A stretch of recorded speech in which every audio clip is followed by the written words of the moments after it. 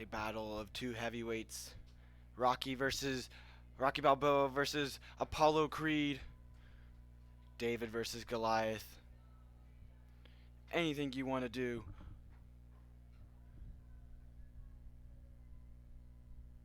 Hello everybody. We're coming to you live from Seguin, Texas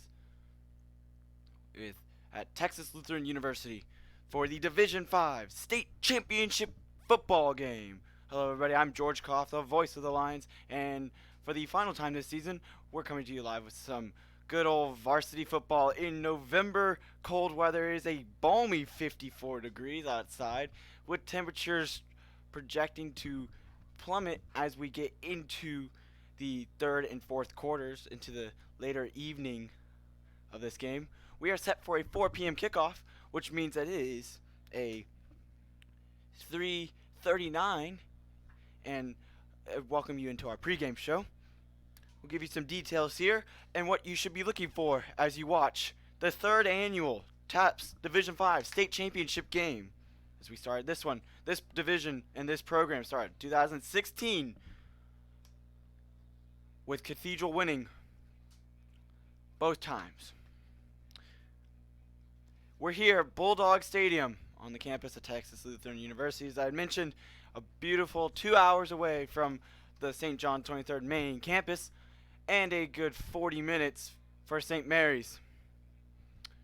The Lions have been designated the home team and will have the home side, which is the side you're watching from.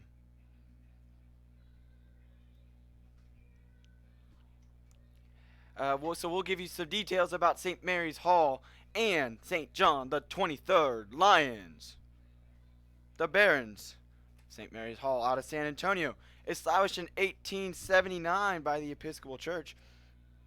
They then became co-ed high school in 1987 after it was mostly all men. They have approximately 380 students in their high school, about the same size as St. John the 23rd, but 1,000 total over the whole 300 over the elementary, middle, and high school. They are the Barons, newly created mascot, 2011, and they are 6-1 overall, 3-0 in their West Zone district, defeating Cathedral, TMI, and St. Dominic Savio. Last week they had their senior night, their last night for them on their field.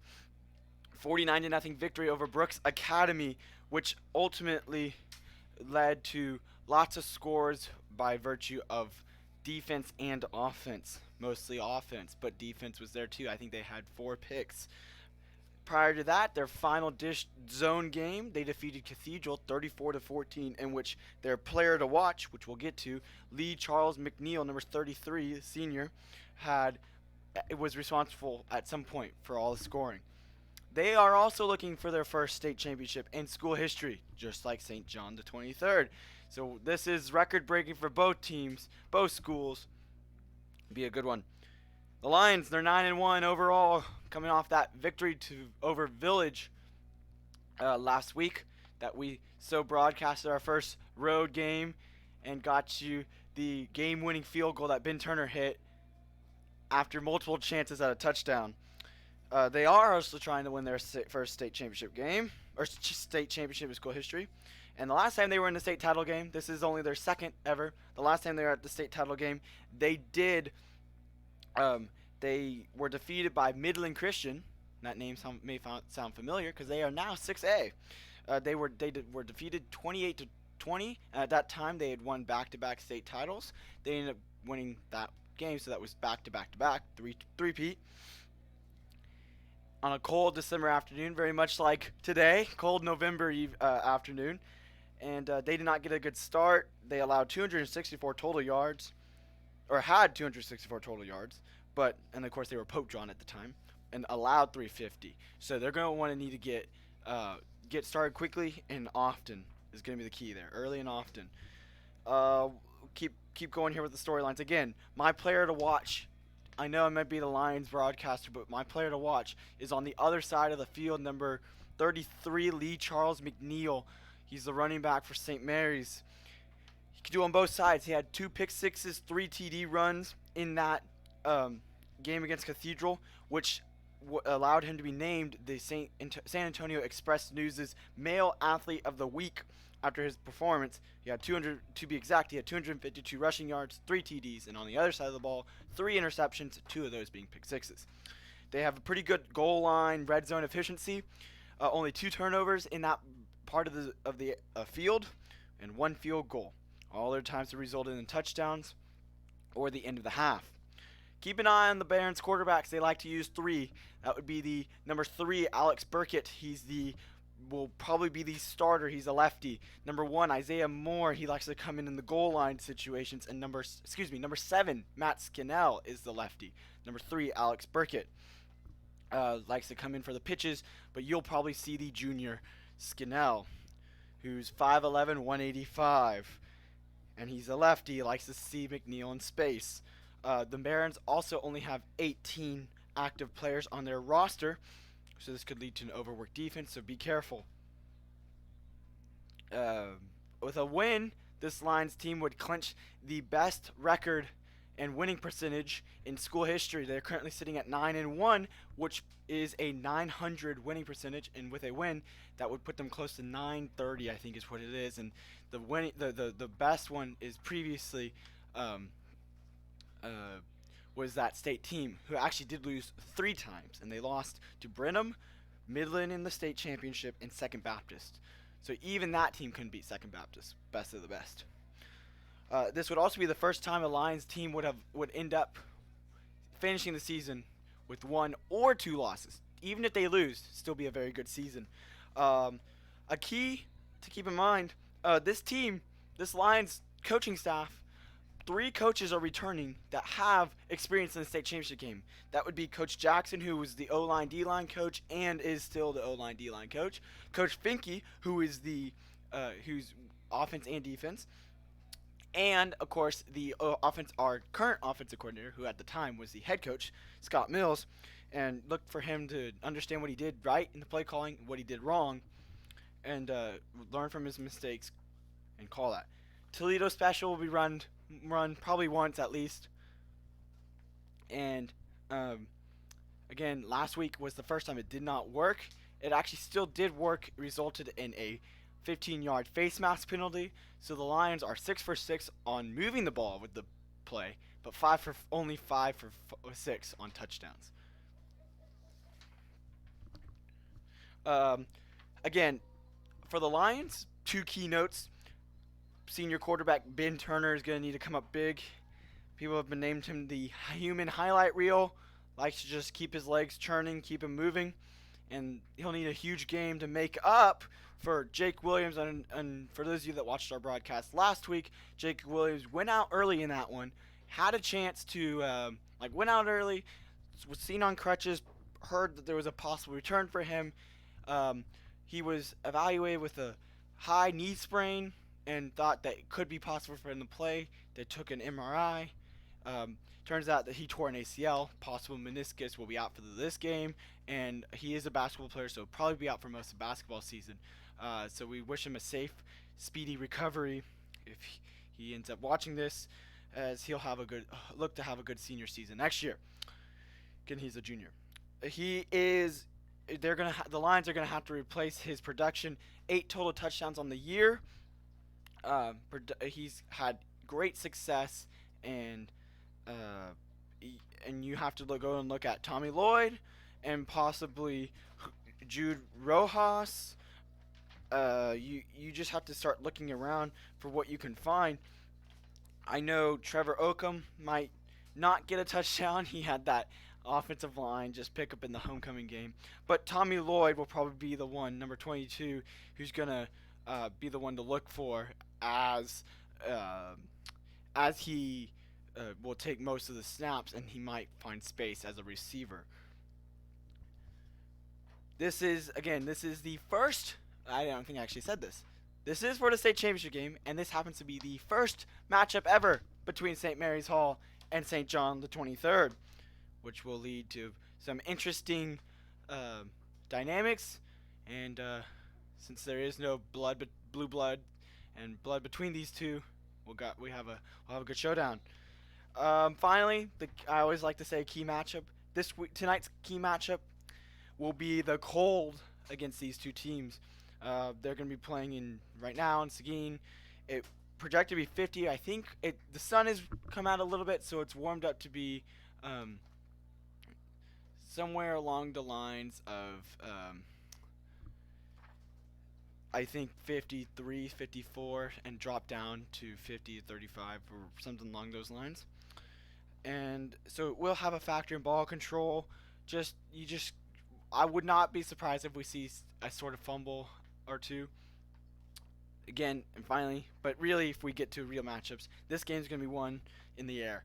Both teams have good run production. You have Tommy Lloyd and Ben Turner, Nolan Deers, just about everybody on that offense that they run the triple option. And on St. Mary's, you have Lee Charles McNeil, and you have the running quarterbacks capability. So this game's going to be decided in the air to see I'm going to make a bold prediction. Whoever's got the most passing yardage will be your Division 5 state champion. We've got lots in store for you.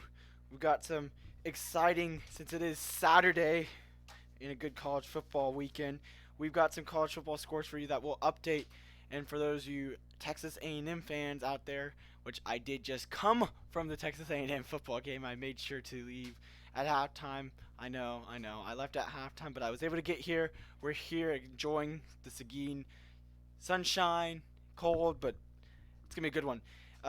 They did end up going on to beat Ole Miss 38-24. Kellen Mond threw for 2 more touchdowns after halftime in the win. South Carolina and Florida were tied last time I checked. We'll get to those shortly, and we'll find a way to get those games into for you.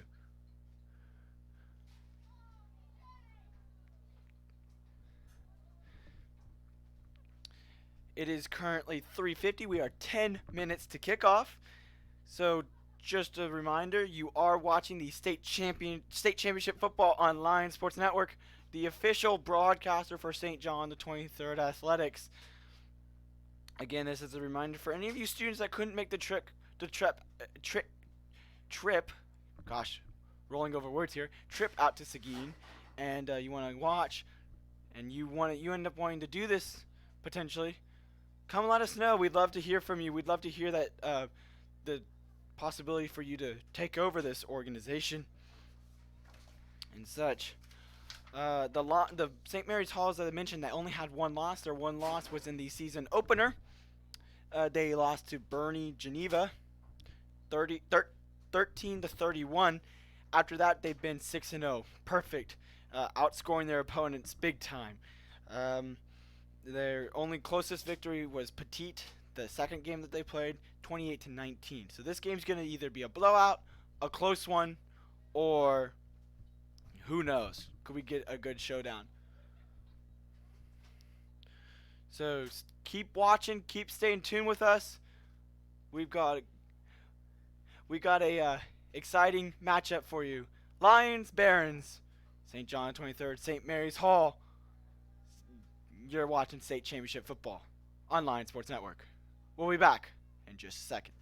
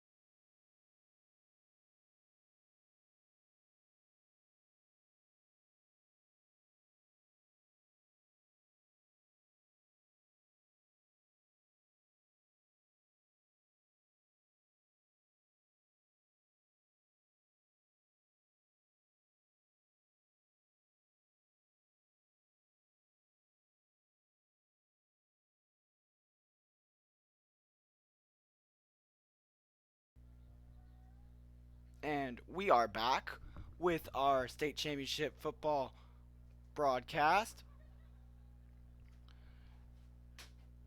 we are just awaiting kickoff, which is in 7 minutes and 45 seconds here in Seguin, Texas.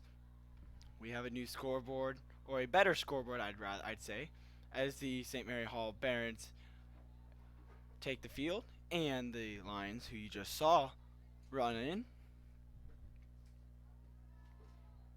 This is going to be decided by 48 minutes of good football. And the Lions have been considered the home team, so St. Mary's Hall will be deciding the coin flip.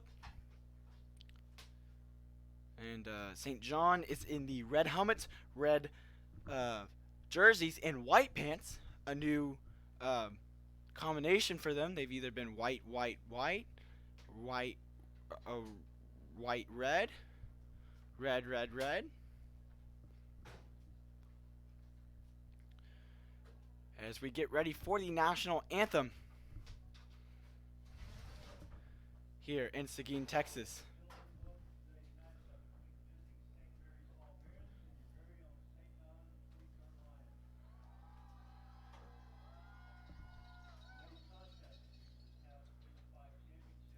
This TAPPS Division 5 state championship is up for grabs as we are ready for kickoff momentarily.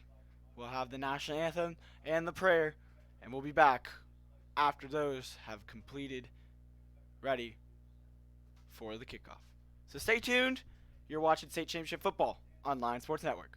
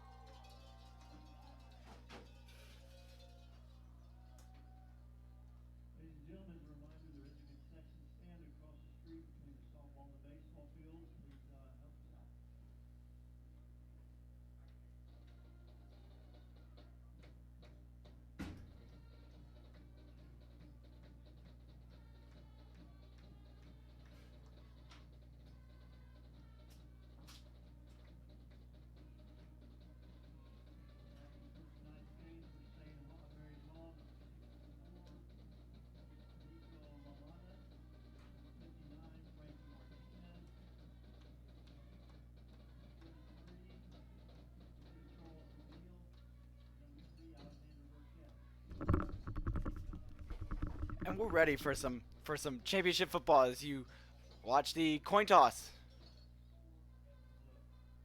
As number 60, Alex Sikfus, and number 74, Andrew Billick, represent the Lions as their team captains.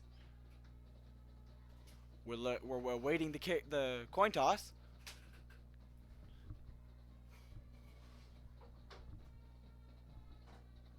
And this is going to be a very crucial moment as it could decide.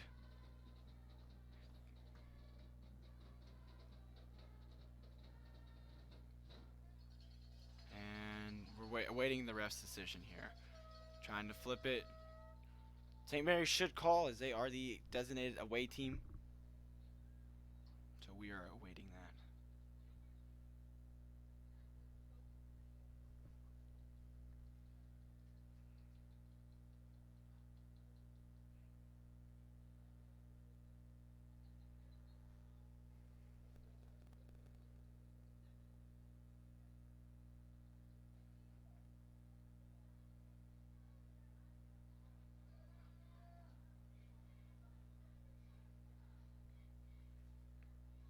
And we're getting the results here. And St. Mary's has won the toss, and they've elected to defer, so the Lions will start. They will start the state championship with the ball, as St. Mary's will kick it off.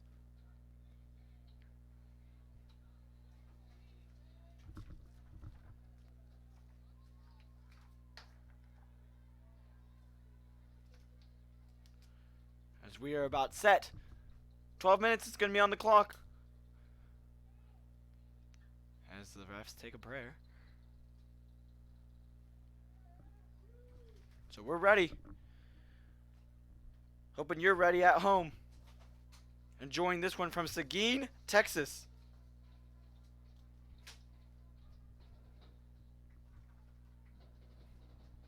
And we got the St. John 23rd Marching Band here to give us some excitement.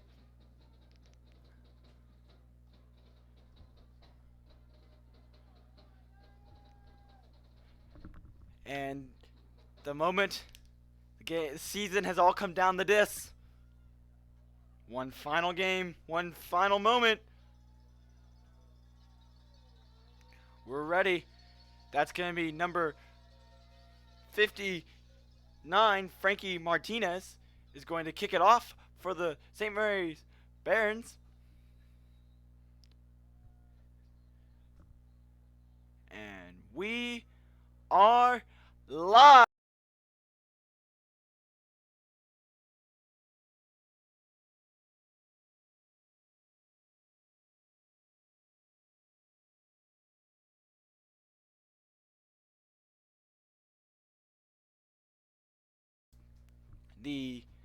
To start the game, again, for those of you St. Mary's fans, St. Mary's Hall fans joining us, our clock is not necessarily going to be correct all the time, so please just listen to my voice for clarification on that.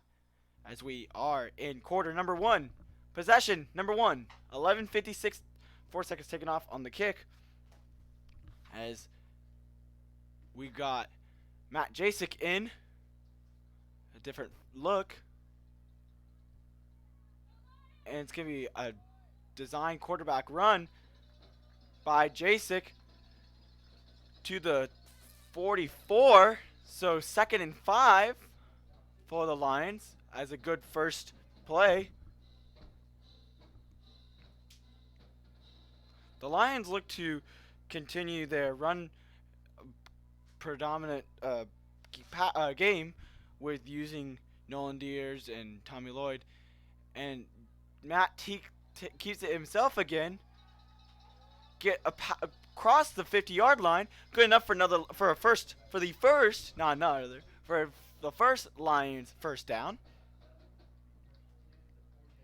And they're going to try to hurry up a little bit, catch St. Mary's off guard. And Ben Turner's back in there. Hands it off to Tommy Lloyd, who's going to get across the 45 to the 42. So 2nd and short again for the Lions. Lions are just making some production here. Another handoff, and Tommy Lloyd's going to find some space across the 35, so move the chains again. And the Lions all of a sudden are in business, just continuing to run the ball. And that's expected, as we had mentioned in the pregame. They were going to do that. As Tommy Lloyd gets taken down for 3-yard gain. Second and manageable coming, but more like second and long.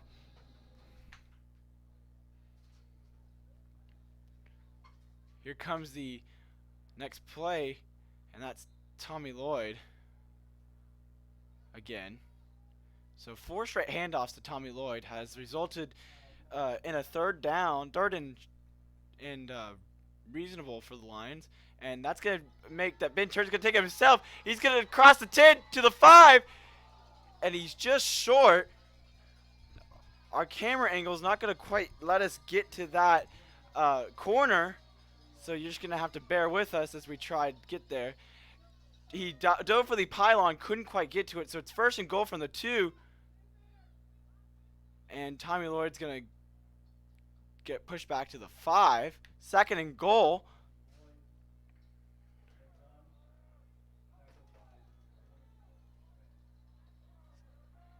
And Ben's going to take it himself. And again, the St. Mary's defense stuffs him at the goal line. So the Lions trying to make some noise early in this one.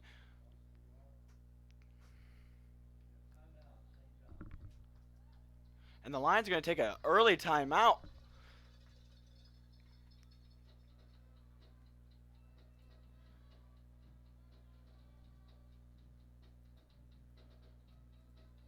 So they're going to take an early timeout in this game with 9:37 to go on the clock.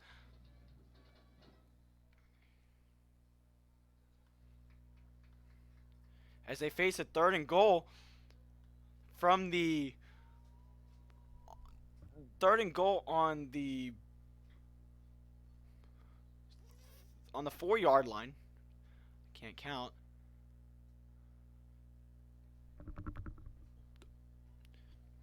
As they've used the legs of Tommy Lloyd, number 22, and Ben Turner, especially on that, to get down here in the red zone.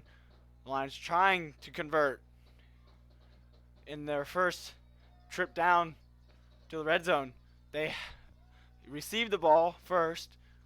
They're trying to capitalize. Turner's under center. He's trying to take himself. He finds a hole, and not going to be enough for the touchdown. It is going to get him closer, so it's going to be fourth and goal at the 2, and now you got to decide whether you're going to go for it or not. And Coach Richardson looks like he is going to go for it. Remember, folks, last week, the Vikings held the Lions 3 times. Oh, I'm sorry. No, they're not going to go for it. They're going to take the points. They're going to send Ben Turner on there for a 15-yard field goal. And Ben Turner gets set. Oh, no, it is a fake. Ben Turner's going to run to the end zone. And he is short. He is short by about a yard. And the fake worked.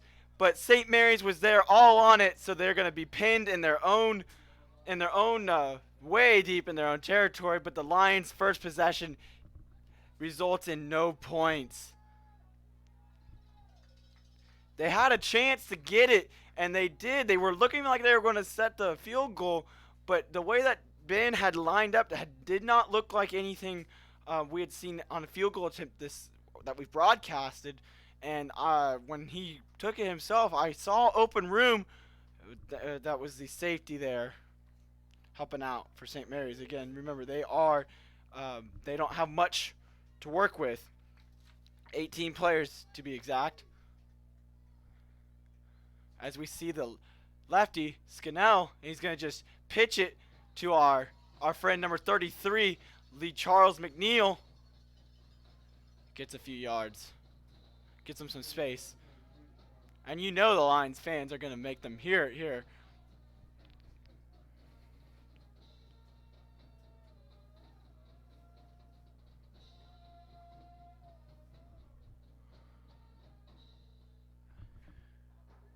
As we've reached the 8:15 mark, still 0-0 in this Division 5 state championship game. And Lee Charles took it, got the handoff, but the Lions, no foolery there. No, did not get confused.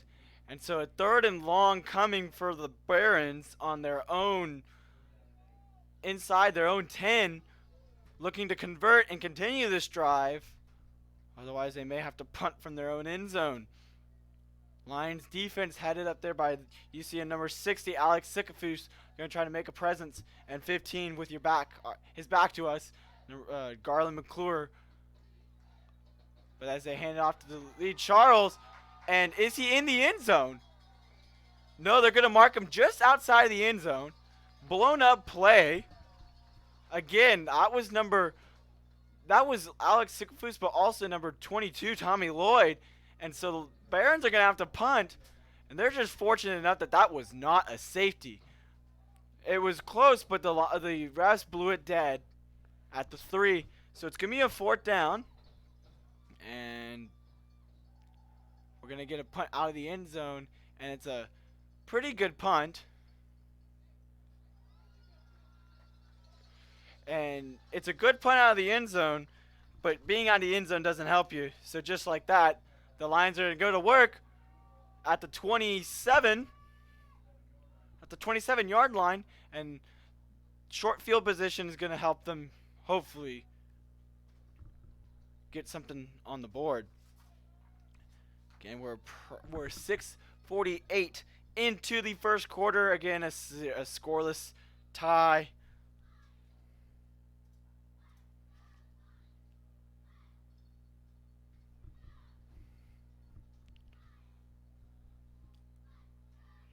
So here we go with Ben Turner under center. The motion to Travis Gay. And there's some contact after the play was over. After the whistle was blew dead, no flags. Just some shoving. So 2nd and short. 2nd and 5 to go. Lions have to get to the 19.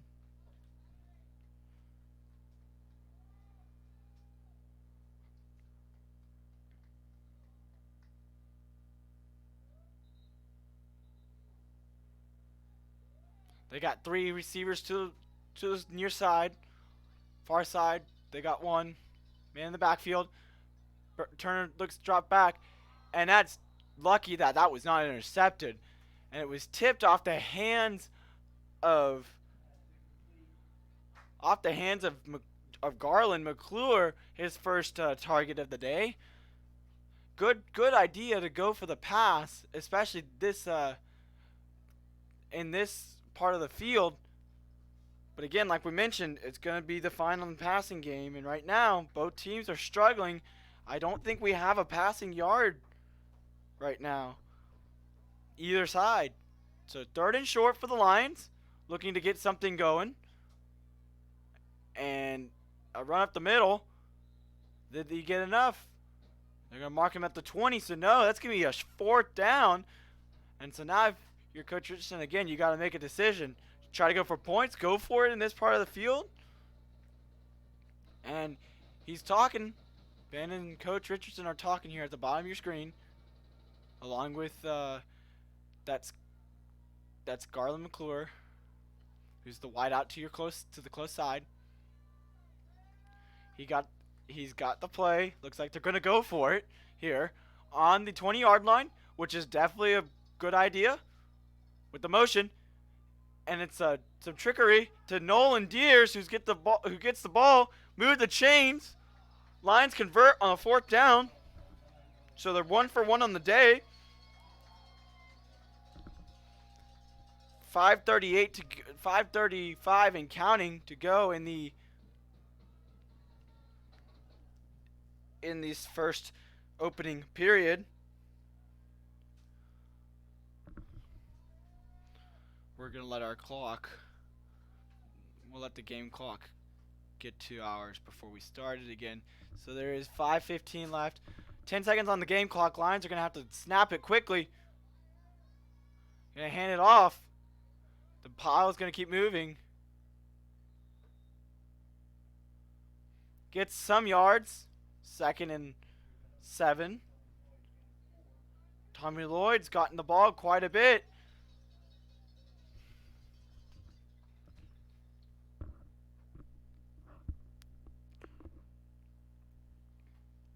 And again, we are scoreless in the Division V state championship at Bulldog Stadium here in Seguin, Texas, on the campus of Texas Lutheran University. The Lions under center. It's another handoff to the 10 or to the 11.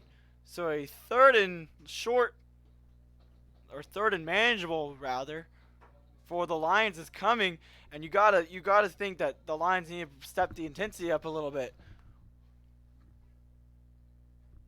Step the intensity up a little bit and recognize that they have to make a impression here. Turner is under center with the motion, and he's gonna take it himself. He's gonna throw to the end, or out here to Travis Gay on this close side, the side we can't quite get. So it's a first down for the Lions, 1st and goal. Their second time. This is their second time in the red zone. Last time they were 0 for 1.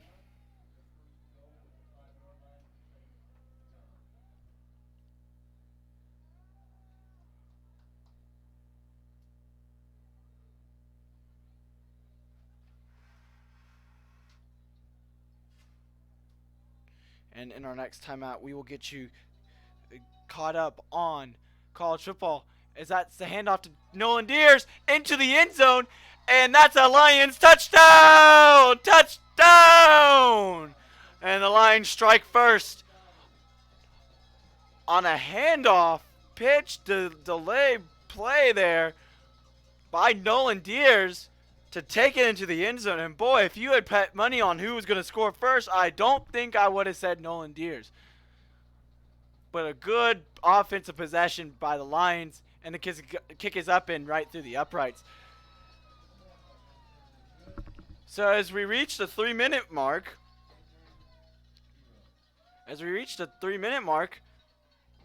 the Lions take an early lead in the state championship game. Your new score is Lions 7, Barons 0.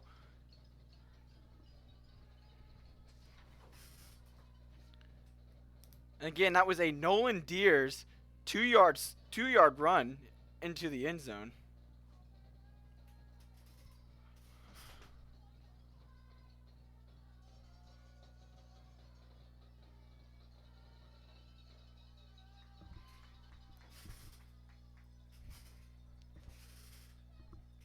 So again, at the end of the first quarter, we will get you caught up on some college football scores. But the most important score of the evening so far, or the afternoon, evening, however you want to say it, is the Lions up 7-0.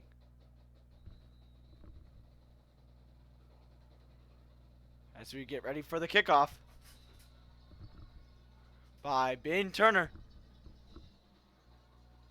And it's a good kick at the 8-yard line. That's going to be returnable by number 1, Isaiah Moore. He's going to take it all the way out to the 38. So that's where the Barons will start. They'll start at the 38-yard line. And a great return, a great kick by Ben Turner. That was close to close to like a 57-yard kick, but just couldn't quite the hang time didn't quite outrun the opponent, outrun the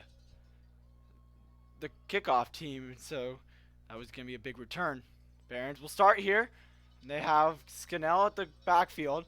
Again, the lefty. He looks to throw. He's getting pressured. He's just gonna throw it away. And that pressure was being brought, looked like number 55, Jake Bodler, the junior. And so it's going to force a 2nd and 10.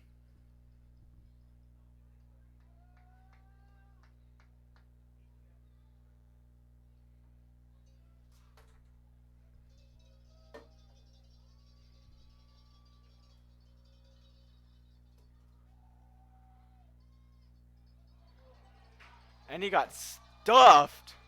He got stuffed. That's number 3, Alex Burkett, who got stuffed. Excuse me, Alexander Burkett. So behind the line, Barons get caught. So they're going to go for a long 3rd down conversion.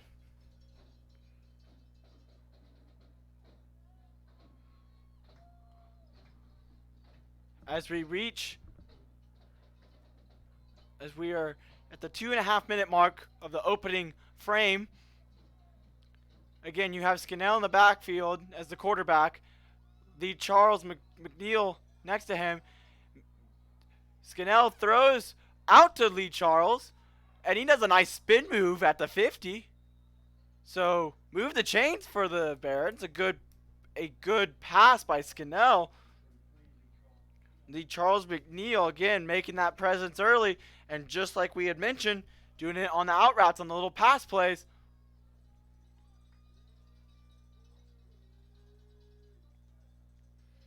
So the Barons are going to start here at the exactly at the 50. 3 in the backfield there. And looks like that was number 3, Burkett, who took the ball into Lions territory.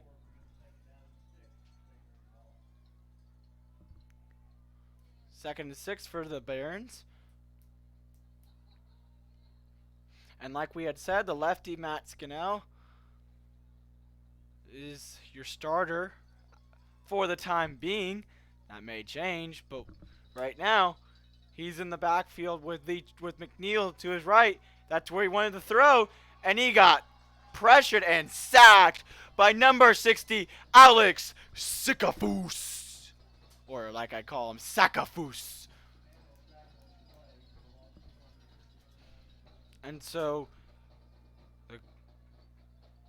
a long 3rd down after that Sakafus pressure situation.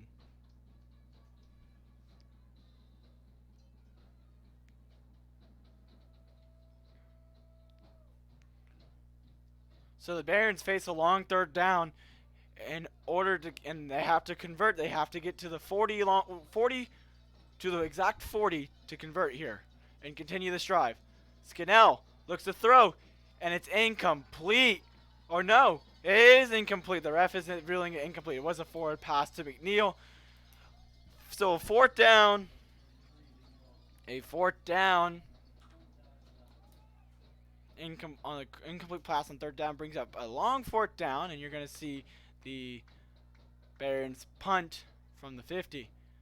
McNeil's in the backfield, and it looks like he is going to be the one that punts it. He's at the 37. And it's a high snap, and they get it off. And that's going to be Travis Gay taking it around the 25.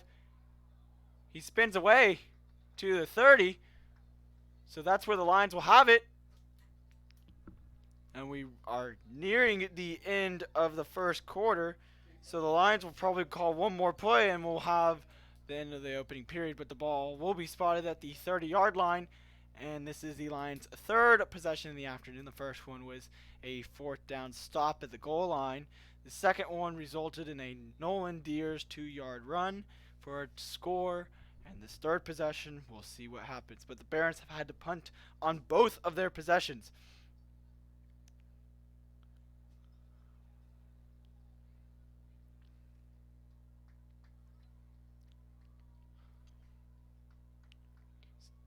Ben Turner pitches it out at the very last moment on 1st down.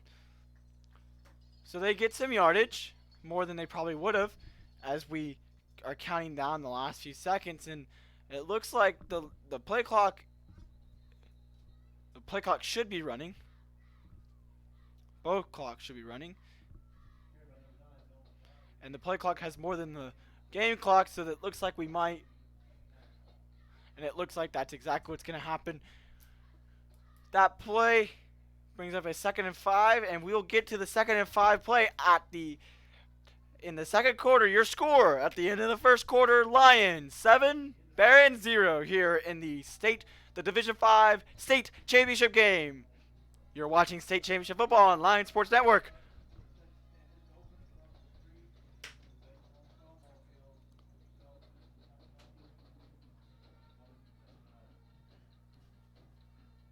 And right now, as we take a break from the action, we're going to get you some college football scores. But first, we'll get you some high school scores from last night. Bishop Dunn and Plano Prestonwood Christian playing for the Division 1 District 2 title last night. Dunn pulled away, so they will take the 1 seed. And an important one in District 4 Division 1 here in Houston, back in Houston, St. Pius and St. Thomas playing for the Battle of Shepherd Drive. The Eagles, St. Thomas, came out on top, finishing an undefeated district record. And St. Pius falls to has 2 losses, 1 to Prestonwood and 1 to St. Thomas. And as we go into the second quarter, we'll continue to give you coverage of your favorite NCAA teams. Speaking of Alabama at halftime, again, more points on the board, 21 to nothing at halftime, as Ben Turner breaks some ankles, and he finds a way to get positive yardage, and that positive yardage not just enough to save the play, but enough to get the first down. Found a nice hole. The Lions like to run up tempo, an incomplete pass.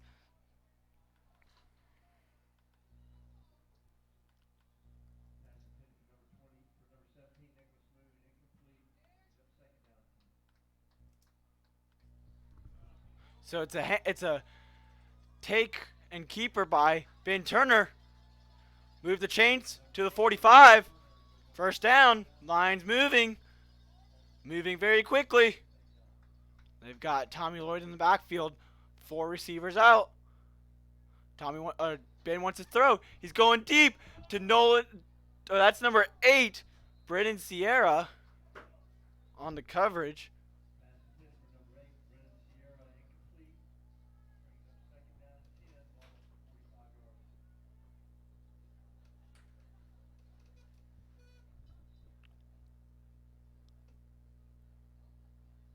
So we bring it back to the 45. Ben's under center. And he wanted to take him himself, but number 12, Lucas Williamson, said, no, not today. He's a sophomore, and he was able to take down Ben Turner there. So the Lions have a long 3rd down conversion that they're looking to convert on to continue this drive. Up 7-0 early second quarter.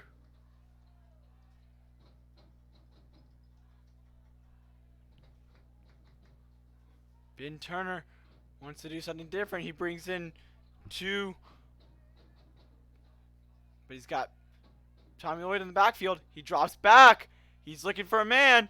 He sees one on the sideline at the first down marker.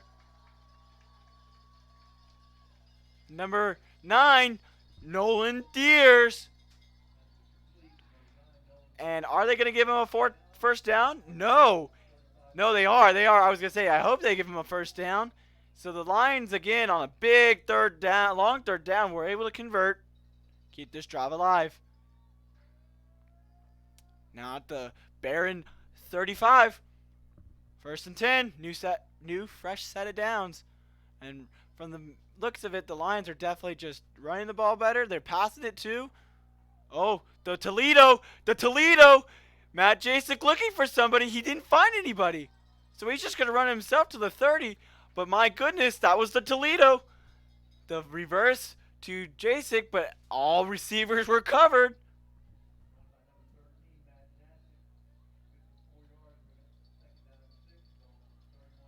And I finally realized what the Toledo looked like. And my goodness, they wanted that one. They'll want that one back. because now the St. Mary's knows what to expect. And boy, that's good idea by Coach Richardson to put that out early. Ben Turner's going to take it himself. Pitches it out to Travis Gay on the close sideline. Able to get to the 22 or so. Is it enough for a first down? It is. Past the 24, which he had to get to. So first down for the Lions.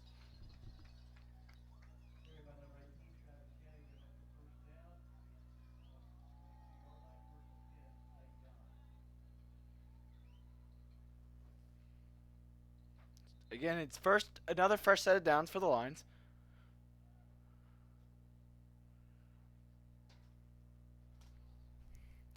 As we start we're midway through, or a quarter through the second quarter. Man, I can't speak. As Ben Turner gets out to the 20.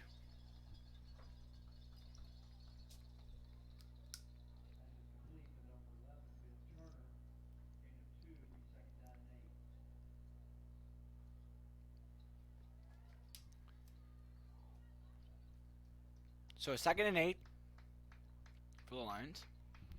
Matt Jacek comes in. Ben Turner again lines up as a receiver. Maybe some trickery here, or just a nice play type. Pitches it out to Ben Turner. He's got speed to the 20, outside to the 15. Oh, and he gets taken down at the end. And there is a flag on that play, and that's going to be called for a late hit. He was definitely out of bounds. Way out of bounds, and then he got hit. So add 15 yards to that one. Move the chains. Give him a 1st and goal. 8:30 to go.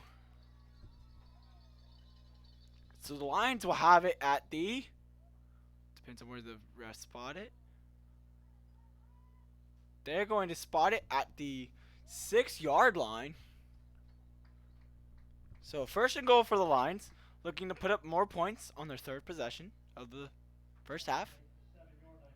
Ben Turner's back in there as the quarterback. It was a great option play, and Ben Turner with that speed, you gotta definitely think that was, of course, all designed.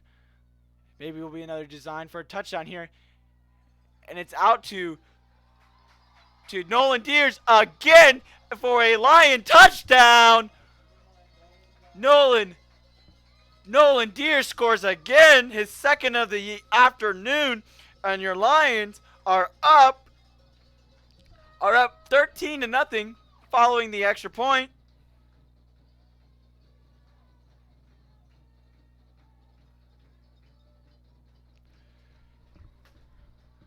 And the extra point is going to be up and good.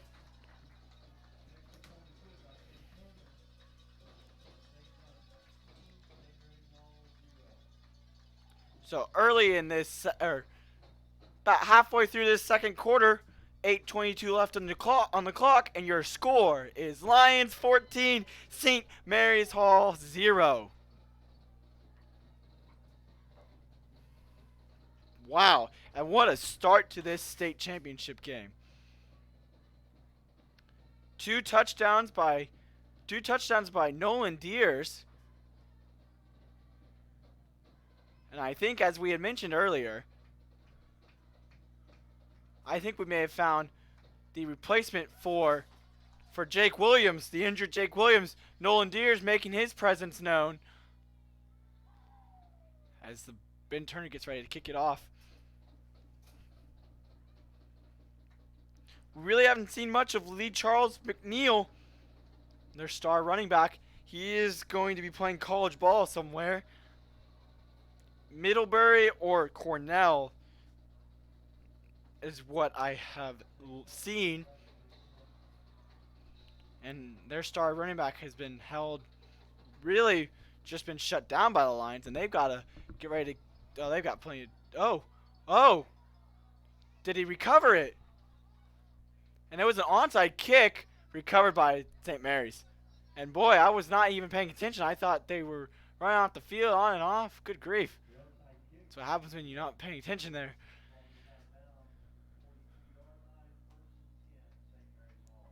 So St. Mary's is going to get it at the 42. That's where we're going to start again. They've had pretty good starting field position the last 3 possessions. Except for that first one, except for the first one in which they started at their own 2-yard line after the missed 4th down conversion by the Lions. And it's a bad snap. Goes over the head and through the hands of number 1, Isaiah Moore, but he's going to throw it. And it's was it intercepted, dropped, fumble? No, they're saying incomplete. And that was almost an interception. They pressured Isaiah Moore, the junior. They pressured him all the way back to around the 10-yard line. And then tried to come up with it. And we got an injured Lion on the field.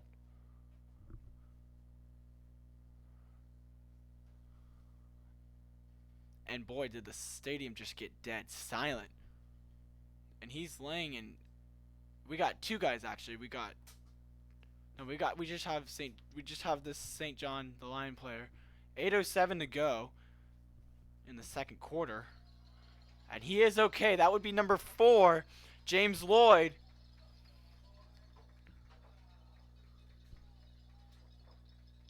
And he is okay. Maybe got the wind knocked out of him a little bit too much. He's holding his shoulder, but looks like he's going to be all right. So St. Mary's going to take a timeout.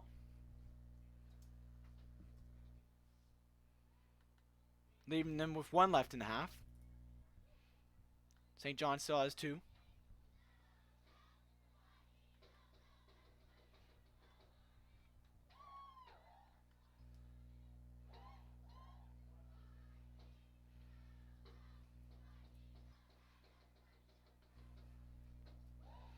So St. Mary's has 1 timeout remaining as we look at the hill, and again, we'll get you some more college football scores.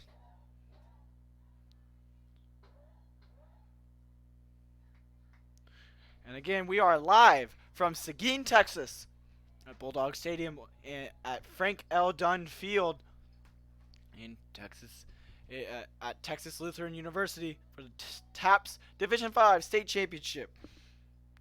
You're watching the State Championship football coverage presented by Lion Sports Network. And number 1, Isaiah Moore had handed it off. Looked like it was to McNeil. Back to... Didn't get anything, so 3rd and 10, long 3rd down.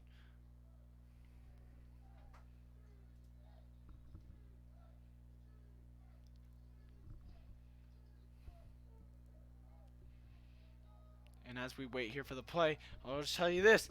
If you're a Kentucky fan, you are not happy. Tennessee is beating Kentucky 24-0 about halfway through the 3rd quarter. It's 14-0 here. It's not that bad, but boy, Isaiah Moore wants to take it himself. And he got hit, but he got to the 48. So it may make a little bit more manageable 4th down.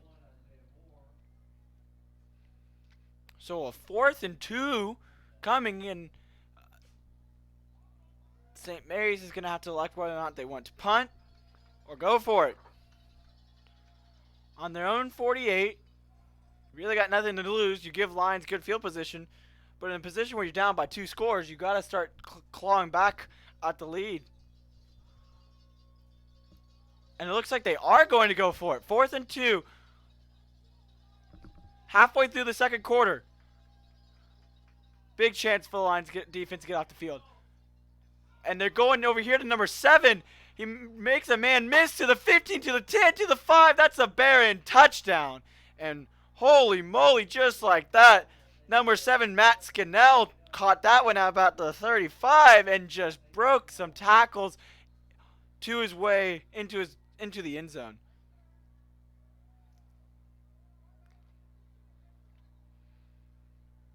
So that's a St. Mary's touchdown. Awaiting the extra point. That's going to be number 59, Frankie Martinez.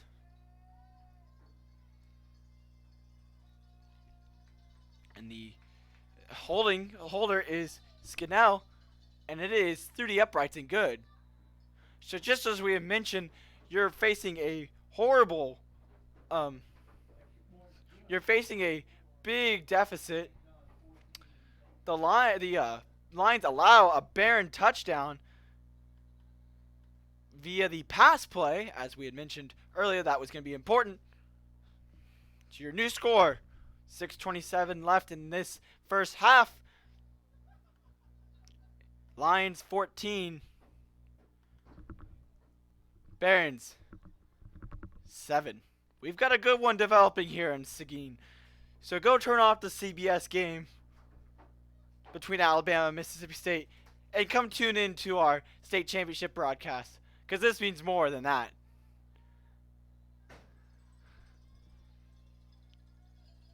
Or take a break from Bedlam in Norman as Oklahoma is defeating Oklahoma State 34-28. It's halftime there. So come join us here for the last 6 minutes before they, at least for the first half. Again, your score is 14-7 Lions favor, and St. Mary's gets ready to kick it off. 59 Martinez. And remember, St. Mary's will receive the ball to start the second half. And it's to the 35. That's Ben Turner. At first, the St. Mary's players thought he was out of bounds. And instead he was not. He just stayed in bounds. So an extra 5 yards. It's going to put the Lions just on their own half of the 50. So the fourth possession, the Lions are 2 for 3 on their possessions, with their only mishap being that missed fourth down conversion on the right side of the field. See what they can do. Ben Turner understands he's going to hand out to Tommy Lloyd. Tommy's going to get to the forward prize, going to give him to the 48. The Baron 48.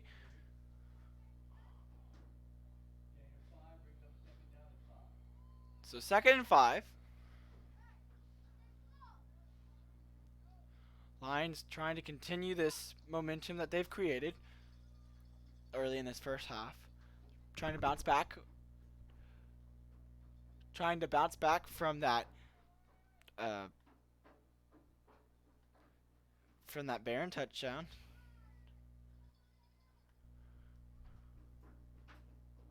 And Ben Turner looks to throw. He's got a man in Tommy Lloyd. Tommy Lloyd's got some space, and he gets wrapped up at the 42. 53, Jesus Cano on the tackle along there. 46, Rudy Zarate. Both making sure that Tommy Lloyd went down.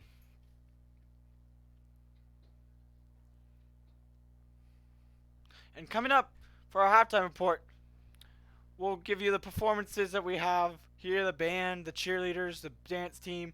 We'll give you a halftime report, some analysis. So stay tuned. You're not going to want to go to college football to the deep. And that was Garland McClure that Ben Turner was trying to look for. And just incomplete, just over out of his reach. So a second and 10 from the 48.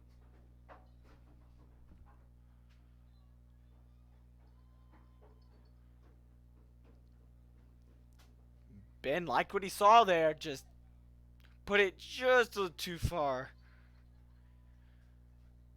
And boy, would that have made this side erupt.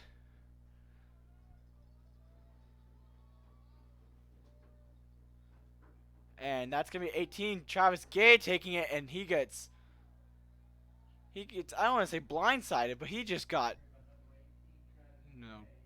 big hit by Isaiah Moore. He was running and just went down. No, not today. Long third down. St. Mary's defense trying to get off the field. Lions looking to convert. They converted 3rd and 12 earlier. That led to the second Nolan Deers touchdown. 4.5 and counting. left in this first half. Ben Turner's under center. He's got Tom Lloyd behind him. He wants to throw, though. He's rolling out. He's going to throw. And incomplete to Nolan Deers, who's having a great day and just out of his hands. So the Lions are going to have to punt from the St. Mary's 48. That's going to be first time tonight. It's going to be Ben Turner with the punt.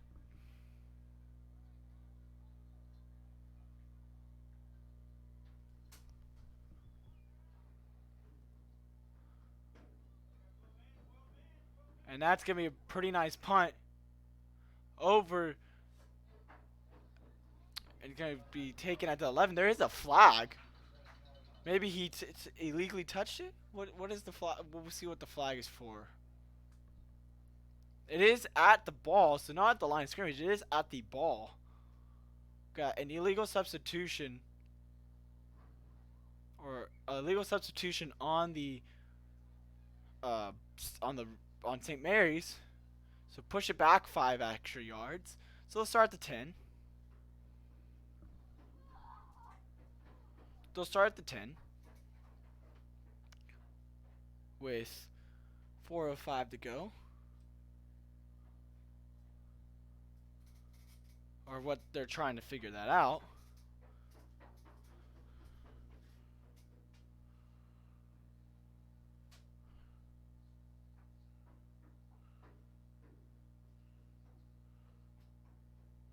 Again, your score is 14-7 Lions.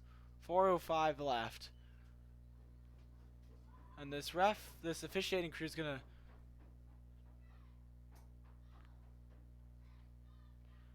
they're going to keep it at the at whatever have you. It looked like it was against the Lions.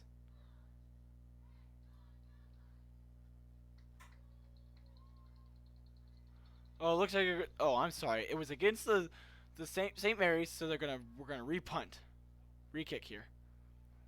And a little bit closer, but this could be a trick play here. See what Ben Turner wants to do. And it is a trick play. It is a trick play. Did he get enough for the first down? He did. He did get enough for the first down. That's number 17, Nicholas Moon, pointing for the first down.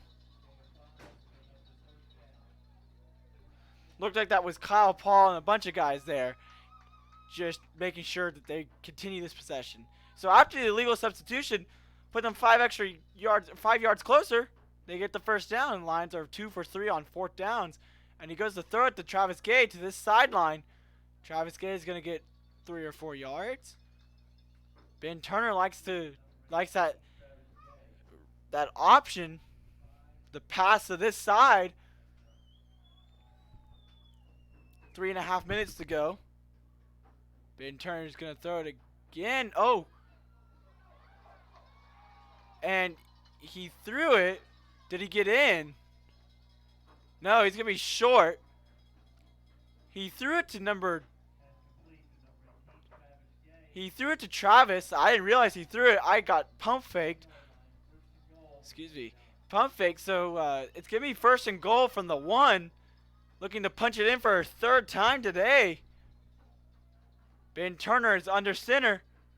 They hand it off. Oh, he's going to take it himself to this left side of the end zone for a Lions touchdown. Lion touchdown alert. And put 6 more on the board. So doing it on the run today. Nolan, 2 touchdowns, and Ben Turner make that 3 rushing touchdowns. 1 yard score. Going for the extra point. And it's good. So your new score. Your new score from Bulldog Stadium, Lions 21. St. Mary's Hall 7.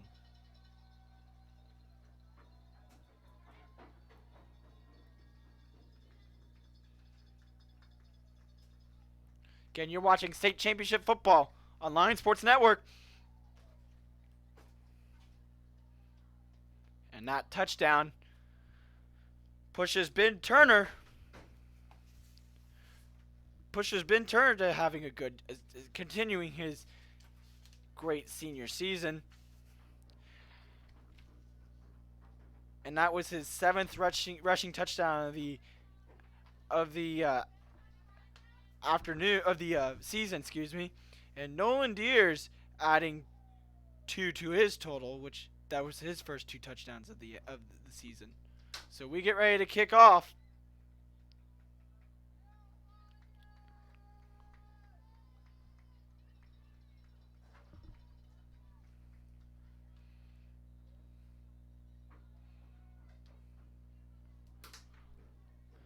Making the presence and helping with that missed offensive production from Jake Williams.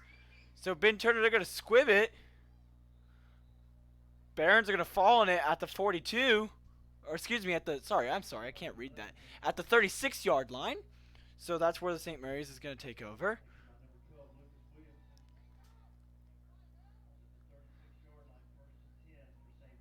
The 36.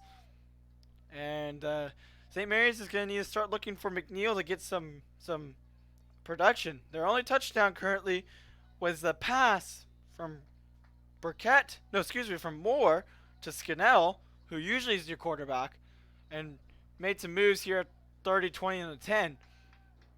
So in the backfield, you've got Isaiah Moore again.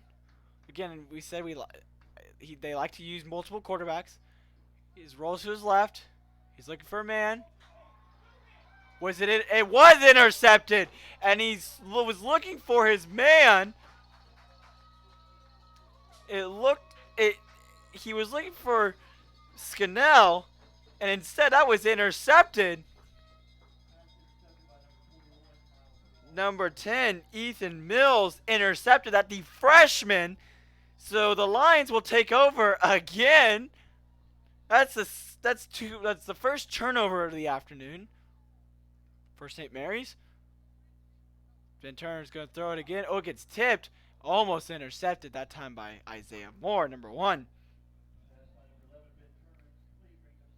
Second down. And I can tell you it's getting colder outside. The clouds are starting to roll in. No rain, just the clouds are starting to roll in. It's going to be a nice November afternoon. Ben Turner looks to throw. He got his man, 15, Garland McClure, his second reception of the afternoon. So third and long, Ben Turner looking to do something. Tommy Lloyd in the backfield. Hands it off, and he takes it himself. He's going to throw to Travis Gay. Again, same play they've run multiple times. Gets to the 32.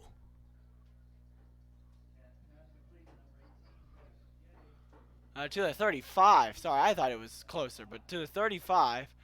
So a 4th and 5, pretty manageable. In St. Mary's territory, 2:23 on the clock and counting. You got 2 timeouts. You can take a think about this.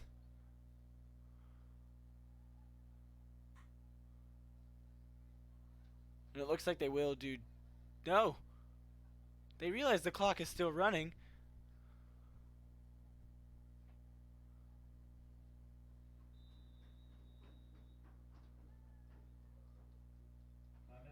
And it is a timeout by St. John, so that's their second of the half. We left with 1.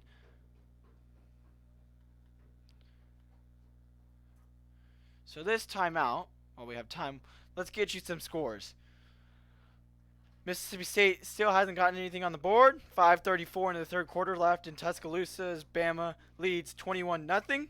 Pittsburgh is up on Virginia Tech 38-15, 4 minutes in the third.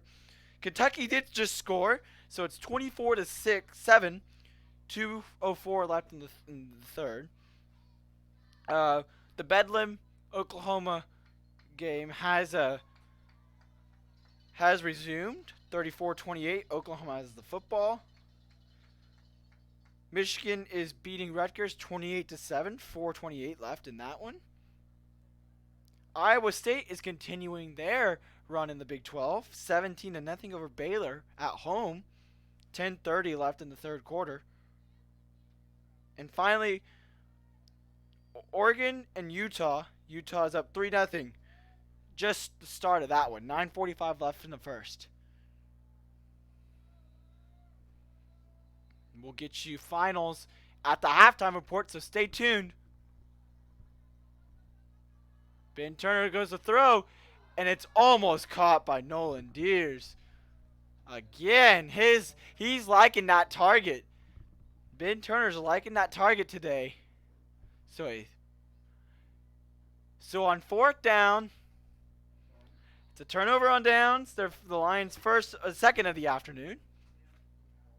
So St. Mary's is going to get the ball at their own 35, looking to do something in the last 2 minutes of this first half.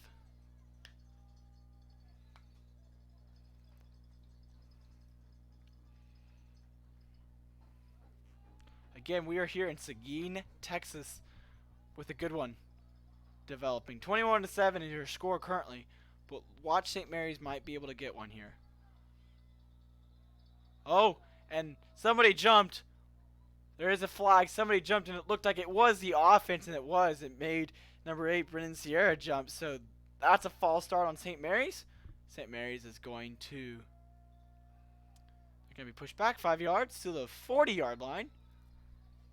Or, I'm sorry, to the 30-yard line. They were on the 35 to the 30. We're going to try this again. 1:55 to go. 1st and 15. Coming up for the Barons. And Scannell's back at quarterback with 33.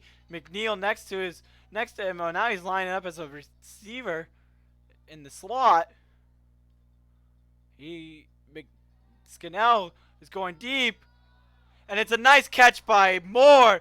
To the 20, to the 15, to the 10, to 5, to the house. Touchdown, St. Mary's. And that was a huge 65-yard score. So 2 passing scores puts St. Mary's back in this game and keeps them in the game. 1:45 left. That took off. That play was just now was a one-play, 70-yard drive. Resulted in a 70-yard touchdown pass. Was Scannell to Moore. I'm going to try the extra point here.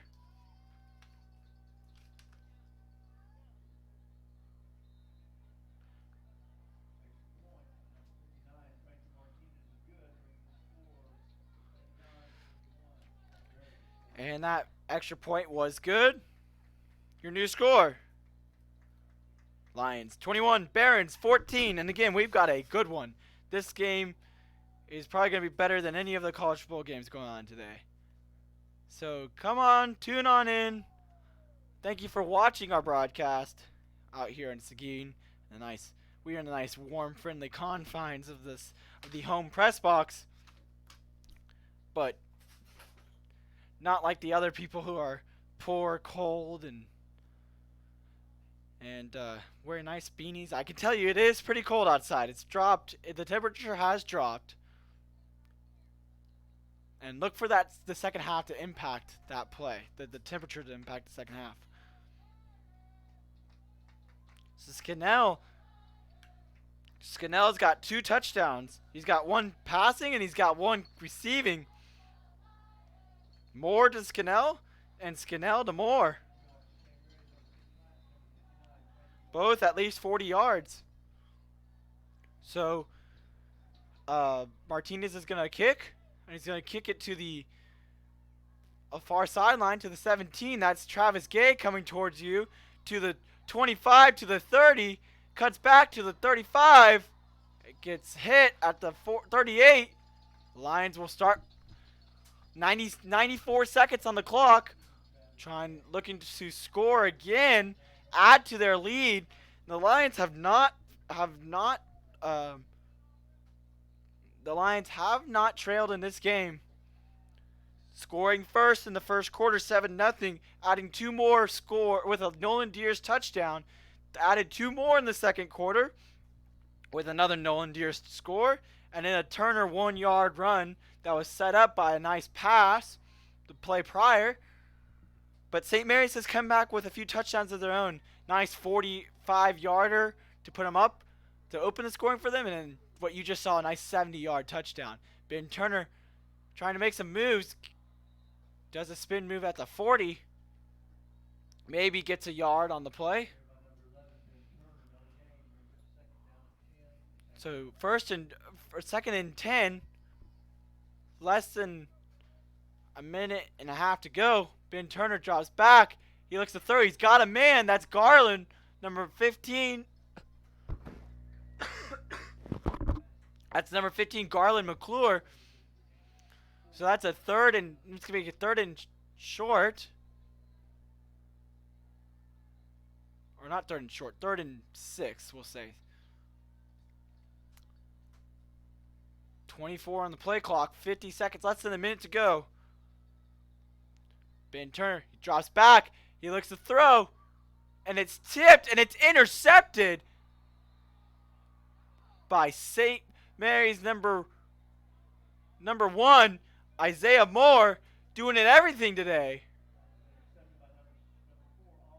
Oh, I'm sorry, number 4, the freshman, Austin Soltis, intercepted that one. Got a nice big hug from his quarterback, Isaiah Moore.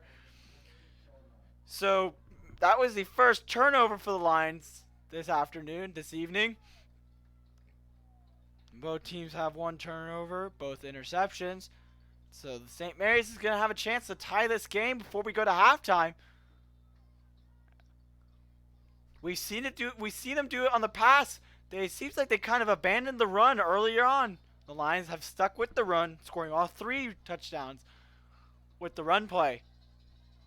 Scannell is in the backfield, alone. Shotgun, he's going to throw. He gets pressured, and he gets taken down at the 30-yard line by number 55, Jake Bodler. So he gets 2 yards on the play. And St. Mary's will take their third and final timeout of the half. Oh, I'm sorry. They will take their second timeout. The Lions are the ones that have only 1 timeout. So the Barons will take their third and final timeout. Or second. The Barons will take their second timeout of the half. Here with 30 seconds to go. 21-14. They are on their own 30-yard line, facing a 2nd and 8 when we resume play. The Lions defense is trying to get some stops here.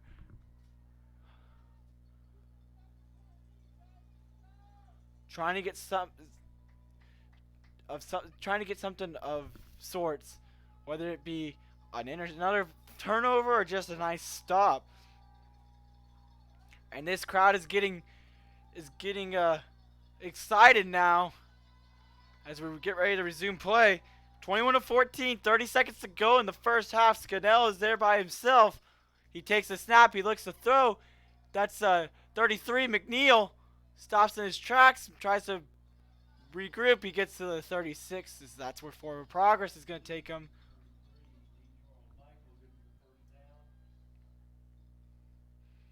And St. Mary's, it's a first down, so St. Mary's is going to call a timeout so they don't waste any more time off the clock.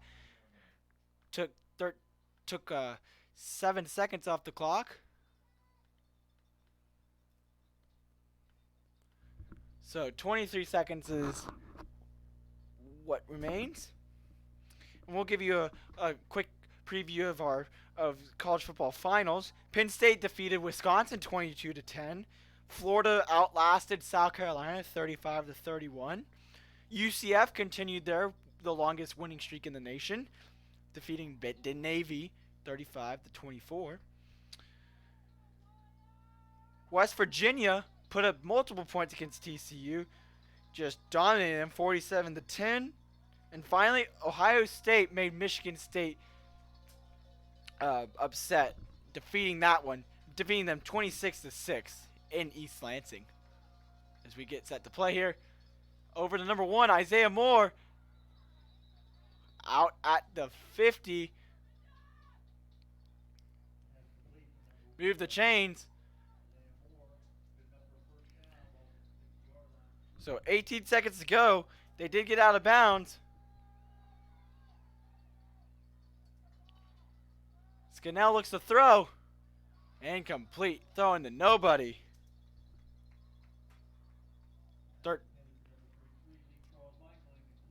12 seconds to go.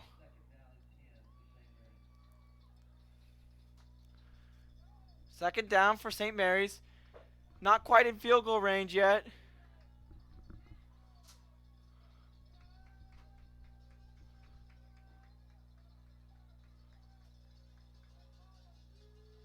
Looking to get something here. And Scannell's going to take it himself. Across the 50 to the 45 to the 40.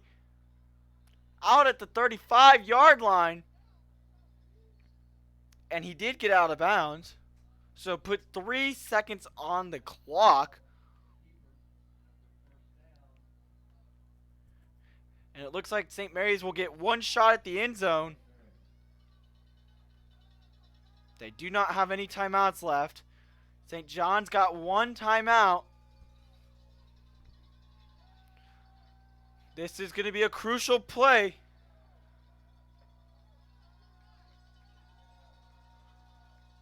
Scannell's in the backfield by himself. He looks to throw. Pressure, and that's a sack by Jake Bodler to end the half.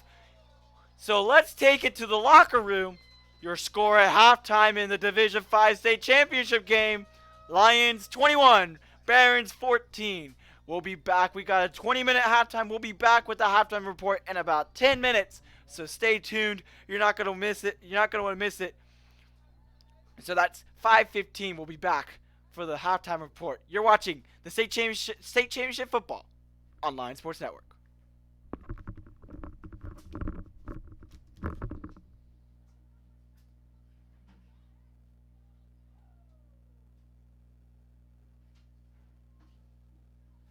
During halftime to visit our concession stand across the street between the baseball and softball field.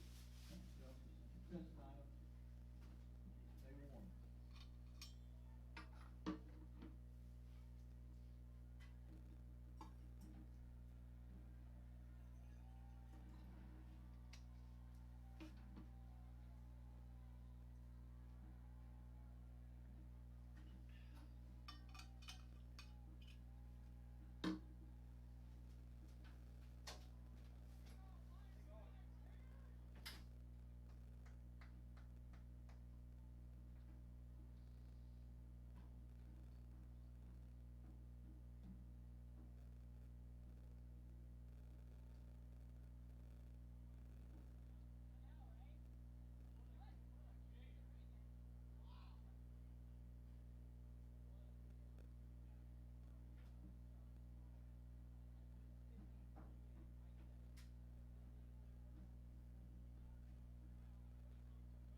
Gentlemen, please welcome your award-winning 2018-2019 St. John, the 23rd varsity cheerleaders.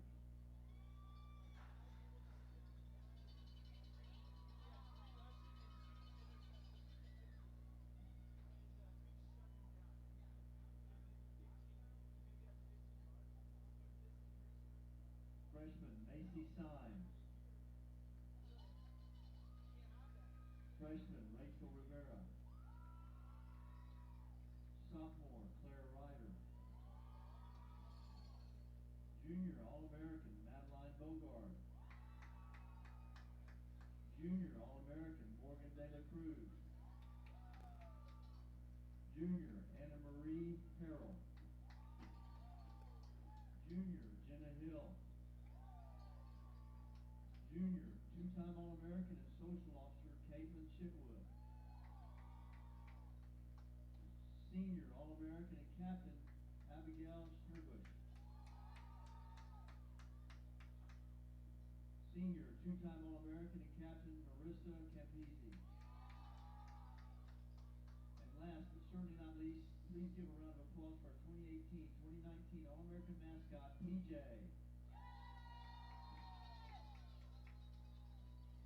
The cheer team is under the direction of Miss Juliana Miller. Please turn your attention to the center of the field and show your support as your 2018-2019 varsity cheerleaders perform.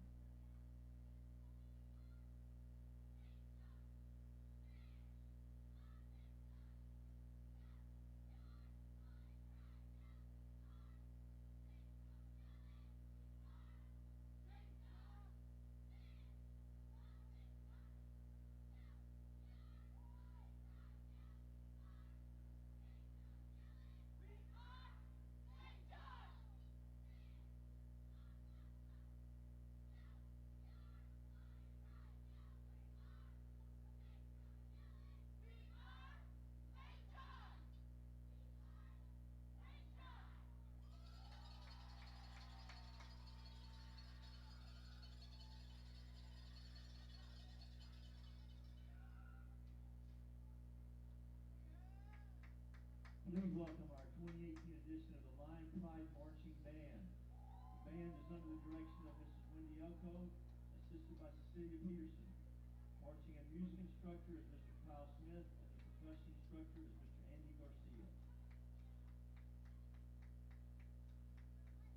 The band show this year is a Pixar theme. This evening they will perform Life is a Highway, Come Sail Away, trumpet solo by Pep Ginebra, Incredibles theme with alto sax solos by Jesse Downey and Laura Moreo.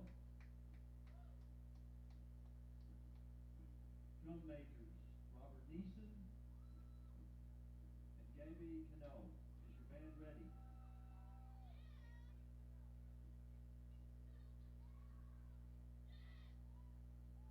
Lion Pride Band, you may take the field for your halftime performance.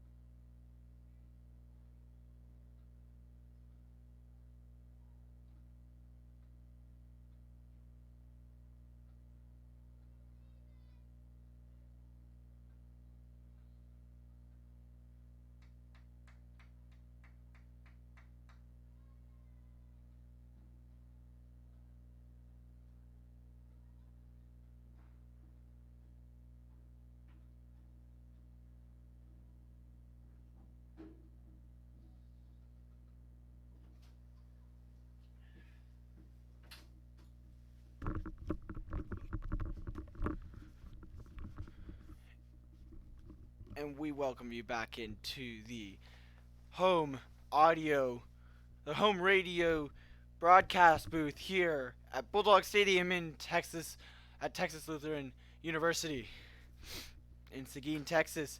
Your score at halftime is Lions 24, St. Mary's 14. Give you a recap here, a game summary. St. John started out strong, drove down the field on their first possession, did not get on the, got stuffed and got stopped, fourth down stop. Moving forward, later on in the quarter, after a few punts and forced punts by the Barons, the Lions were able to score on a Nolan Deers, I believe it was a Nolan Deers 2-yard rushing touch, or 6-yard rushing touchdown. 2-yard rushing touchdown by Nolan to put the Lions up 7-0. Then in the second quarter, Lions drove down the field again, and Nolan took it in for a 6-yard score, another rushing touchdown. Lions were up 14-0. Then the St. Mary's Barons started to climb their way back into this game. A nice 45-yard touchdown from Isaiah Moore to Matt Scannell, quarterback to quarterback, but really quarterback to receiver. Did some nice spin moves, took it to the house, so it made a touchdown game. Lions added another score quickly. That was on virtue of a Ben Turner touchdown, 2-yard score after the interception that the Lions got off the Barons. So a 21-7 game. Then was a 21-14 game after the Lions missed a fourth down conversion and made a 70-yard touchdown by St. Mary's. A nice passing, this time from Scannell to Moore. So it made it 21-14. And that's where we sit here as we get ready to start the third quarter in about 8 minutes. We saw the Toledo special be run once, and it did not work. Matt Jaska was able to just take it for 13 yards. Not 13 yards, about 2 yards, just running it up the middle. I would venture and guess to say we'll probably see it again. But the big story so far has been the run game for St. Mary's Hall. We have not seen McNeil, Lee Charles McNeil, who I mentioned at the beginning of the game, senior running back, number 33. We have not seen him in the run game at all. I mean, St. Mary's Hall is probably passed for close to 200 yards, I would guess. I'm not taking that detailed of stats here, but I would guess it would have to be that. They're automatically going to the shotgun and throwing. They're not necessarily going to the they're not necessarily looking for that run option all the time. Whereas the Lions, on the other hand, have barely any passing yards. All run offense. Of course, all touchdowns coming on the 3 touchdowns. On the three rushing scores.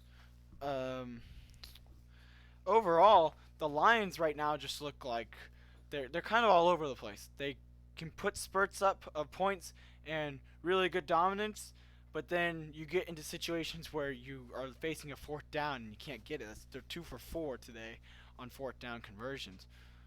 The defense has stepped up, but is getting thrown off by those pass plays. They can't seem to. They shouldn't have rolled around over here at the 25-yard line. They were all over the place. But again, we stand at 21-14, 6.5 to go. And get you some final scores here in the college football world, week number 11. Starting off in the Big Ten,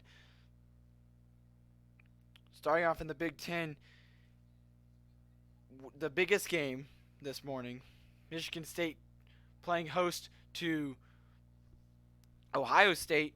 Michigan State looked strong, but could not quite pull out the victory as the Buckeyes rolled to a 26-6 victory. Then in Happy Valley, Penn State took on Wisconsin, welcomed them into town, found a way to win 22-10. Missouri, then to the SEC, Missouri welcoming in Vanderbilt in what would be a matchup of pretty good SEC team, or pretty decent SEC teams. We'll say decent's a relative word. Mizzou pulled that one out, 33-28 in Columbia. A&M, if you missed it earlier, A&M after a 14-14 halftime tie were able to maintain possession, maintain the ability of not getting or holding Ole Miss to a 38-24 victory. And in Gainesville, in the Swamp, Florida outlasted the South Carolina Gamecocks 35-31 in what the Gamecocks squandered a 14-point lead. Moving ahead to our games in action, Alabama has extended their lead over Mississippi State 24-0. 9 minutes left in that game. In other news, Tennessee is still beating Kentucky 24-7, about the same amount of time left in that game, 9 minutes. Oklahoma State and Oklahoma are going back and forth. Oklahoma looks like they just scored a touchdown. No, they are looking to score a touchdown, as it's 35-34 Oklahoma State at the end of the third quarter. And finally, Iowa has its hands full with Northwestern in Kinnick Stadium in Iowa City. Low scoring game with 12 minutes to go. Iowa leads 10-7. We'll get you more scores. And a look ahead as the Deep South's oldest rivalry takes place again, as the Auburn Tigers take on Georgia in Between the Hedges. Texas takes on Texas Tech in Lubbock in a big Big 12 showdown.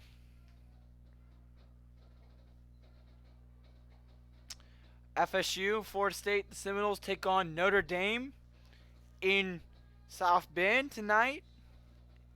And finally, the biggest game of the night between top 20 ranked teams, the Clemson Tigers take on the Boston College Eagles. That one is on at 7 p.m. on ABC. So tune in to that one when we're finished here. When we're finished here in Seguin. I know I'll be listening to that one on my ride home. Be a good one. We've got 2.5 minutes till kickoff. So sit with us as we get ready for the third quarter. Your score from Seguin, 21-14. Second half coming up shortly.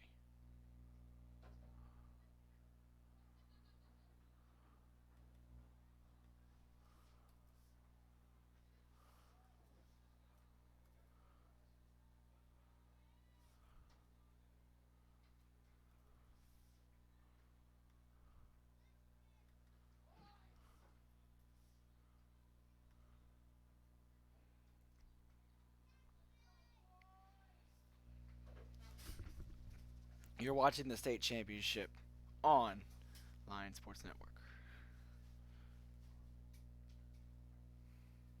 Stay tuned after the game is over, after we get the 0-0.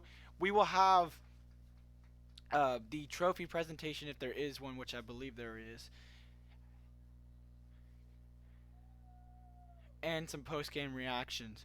So stay tuned for that. We'll probably get you the final scores of those games we mentioned, as well as later on in the third quarter.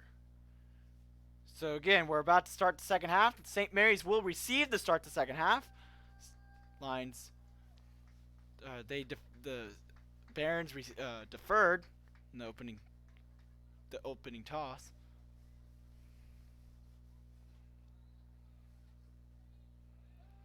So your score as we start the second half, 21-14 in the Lions' favor in the TAPPS, the 2018 TAPPS Division 5 State Championship game. We're ready to restart and get started for another showdown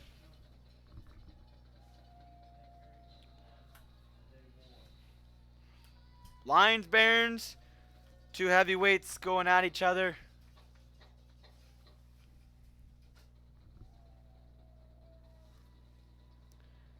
Here we go. It's Saturday night, and could be happier. Taking out here at the 20. It's gonna keep running it to 30, 35, 40. Finds some space. Gets to the 43, and that's where he's gonna be taken down. And that was Scannell.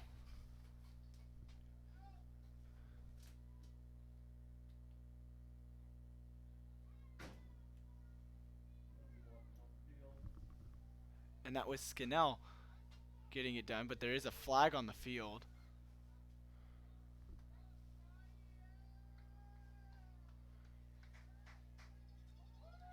And that's going to go against the Barons, so push them back to the 32 is a holding call.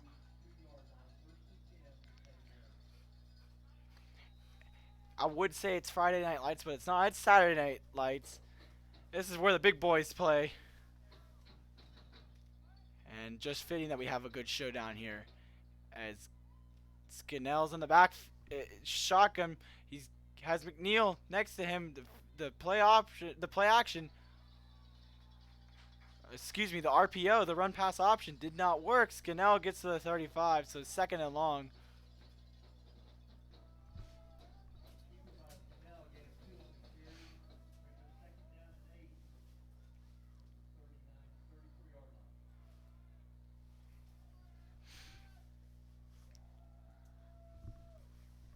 As we are underway in half number 2, quarter number 3. Down number 2. As Scannell's in the backfield, McNeil's to his left, to his right, and he breaks one tackle, breaks a few more across to the 42, so move the chains? It's going to be close. I didn't realize that was where the chains were. And they will move the chains. That is a first down. Just barely enough.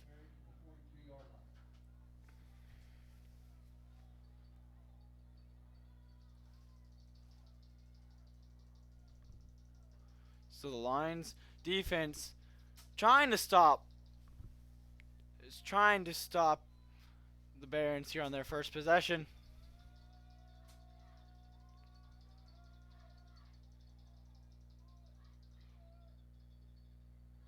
See what they can do. Scannell wants to throw. He breaks away from the pressure. Getting around to the 40. Gets back to looks like the line of scrimmage.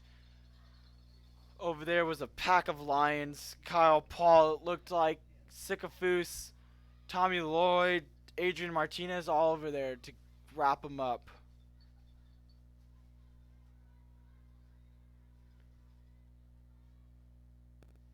And it looks like also Jake Bother was there too with the takedown. And that's gonna be an early timeout.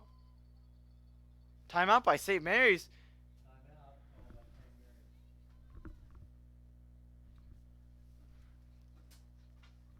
And St. Mary's is gonna call a timeout. The early one, first of the half. And right off the bat, here coming out of the locker rooms, they looks like they are struggling.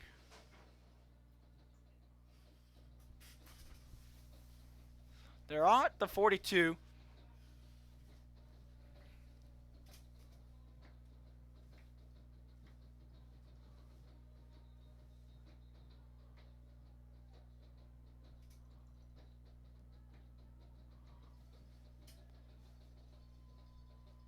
So we'll see what they can do on second down and long. They've got to get to the Lion 49, and they're on the 43-yard line. Here we go. Second down. Scannell's in the shotgun. He's looking for somewhere to go. And he goes to throw, and it's almost intercepted. That was number 10, Ethan Mills, the freshman. He had it in his hands, and it just dropped just slightly. And boy, the defensive coordinators up here in the box wanted that one back. Boy, that was close. And he was throwing right into traffic. Skinnell was. No, everybody was covered just like they should be. And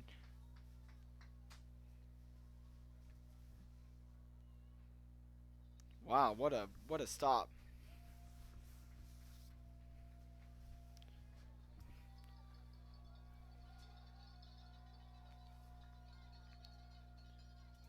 And it's a handoff. Maybe to the line of scrimmage. Maybe even back a yard. No, they can give him to the line of scrimmage. 4th down. Lions don't allow anything there. That was Alex Sikafus leading the charge. So 4th and long means that the Barons are going to have to punt.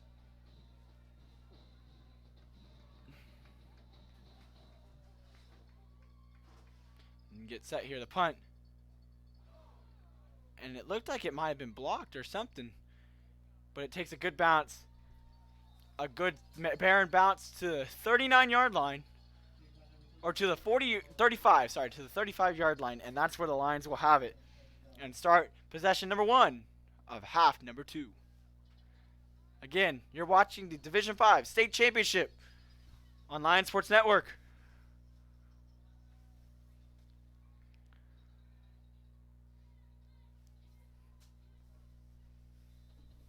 With 9:08 to go in this 3rd quarter.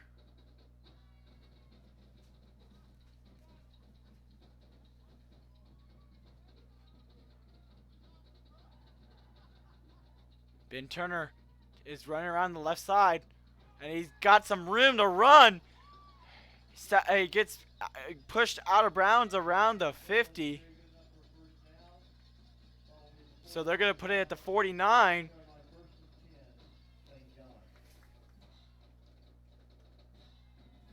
At the 49-yard line. A great run by Ben Turner. And that is exactly what you wanted to do on that play. Get some yardage. Fake it if you needed to. Move the chains. So Garland McClure is the receiver to on the left side of your screen. Ben Turner's under center.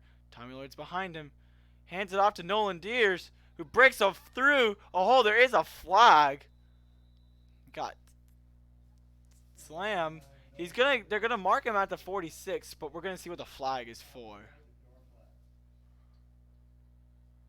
So holding on the Lions.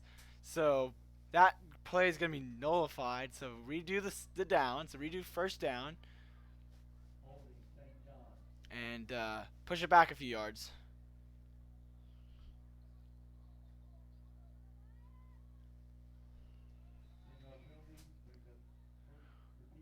So they're now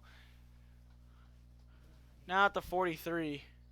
They've got to get to the Baron 41. I almost said Bulldog because I'm looking at a Bulldog, but they got to get to the Baron 41 if they want to eventually. And Ben's going to take it himself. He's got a room to run on this side. Out at the 42. Or out at the, at the 48-yard line. So a 2nd and 5 gets that penalty yardage back.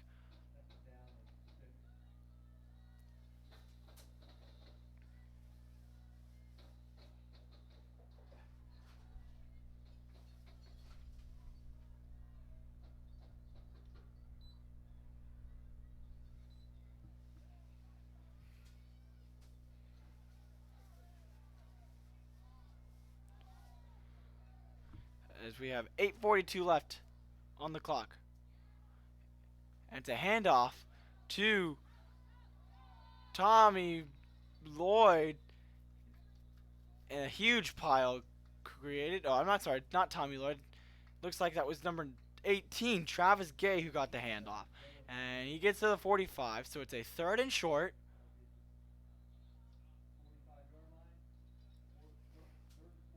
Lions are going to need to get this. Continue to drive.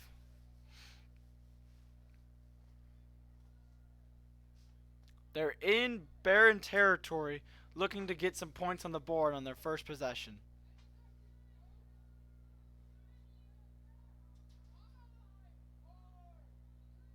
And they've got 3 on the play clock. They've got to snap it. They snap it just in time. Ben Turn's going to take it himself then. Seeing the pressure.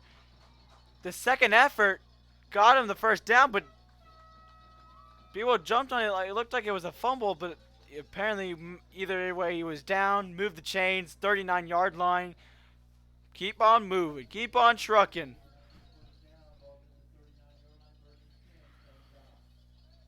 And St. John finally coming out of the locker room. They look like they know what they're doing. They look cool, calm, and collected.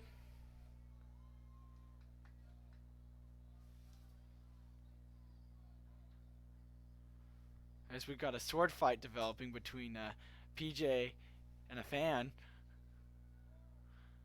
Waiting on this one. I think the real sword fight is down here, folks. Down on the sideline here. You know, that's the real fight. That's championship there. But we'll go back to the action as we get ready for a 2nd and 8. And I think PJ did lose, it looks like, that battle. As we wait and see what the Lions are going to run here on 2nd and 8, 6:30 or so to go in the third quarter. The motion, pitch out to Travis Gay, does a spin move, but immediately taken down there. From the get-go, that was 59, Frankie Martinez, with the help of Andrew Fisher, number 25, and number 72, Troy Cervantes, all wrapping up Travis. So a 3rd down and long coming for the Lions in Barren territory. 3rd and 10. Definitely have to think a pass play is up for grabs in this in the playbook. Turner's under center. He wants to throw it. He's got Tommy Lloyd to the 30, to the 25, to the 20, to the 15, to the 10, and he's going to take it around the 7-yard line. But a huge play, and as I mentioned, a huge play. A good call by Coach Richardson to get the conversion and to get into the red zone.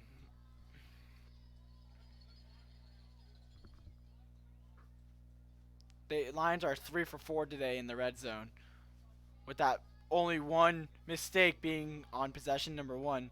Some state championship jitters must be. The motion, Turner has got himself. He's looking for room to run. 5 to the 4 maybe.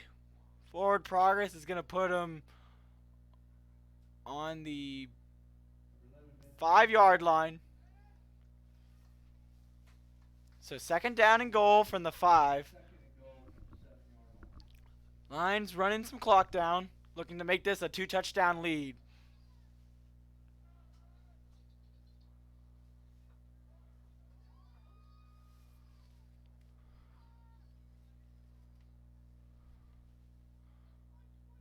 Looking for a 2-touchdown lead.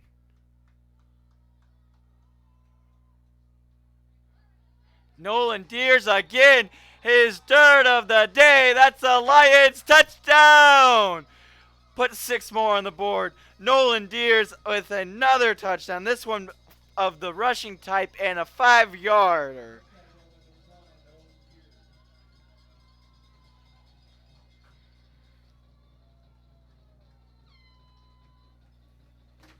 And the Lions are now back up by 2 scores.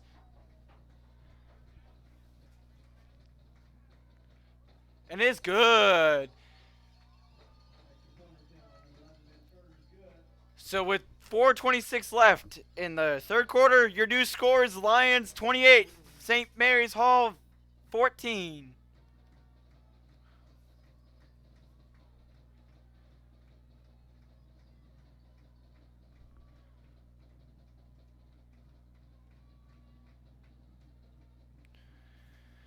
as the Lions fans celebrate.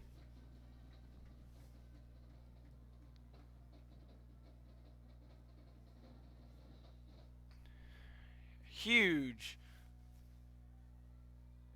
touchdown run there. And even though we mentioned that the most passing yards was going to be who wins this game,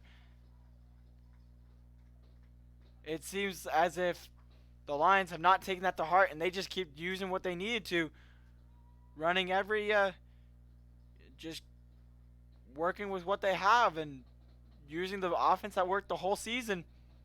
20, with their triple option, scoring all. I want to mention this.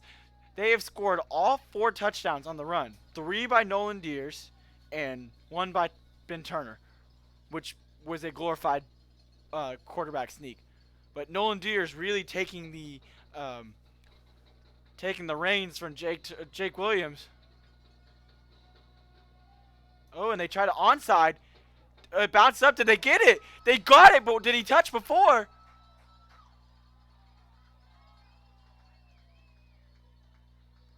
And they're going to mark. They're going to give it to St. Mary's.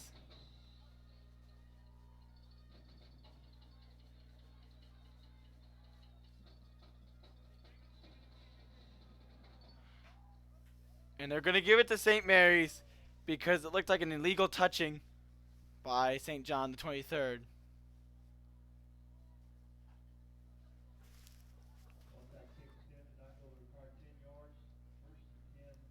It did not go 10 yards before the Lions touched it, so St. Mary's will get the ball, and that's the second onside kick that has failed for the Lions, being a little bit risky. I like it. I like the fact that you're trying to go risky.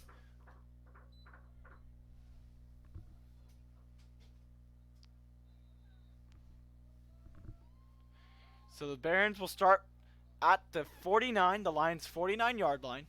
Left hash. 4:26 to go. Third quarter, down by 2 scores. Barons looking to try to bounce back and get one here to make this still a one, to get it back to a 1-score game. Skinnell's looking for somebody. He's got a man, number 1, Moore, his favorite target. Across the 45. Second and short. Moore and Skinnell have connected a lot tonight, especially for that touchdown that they had.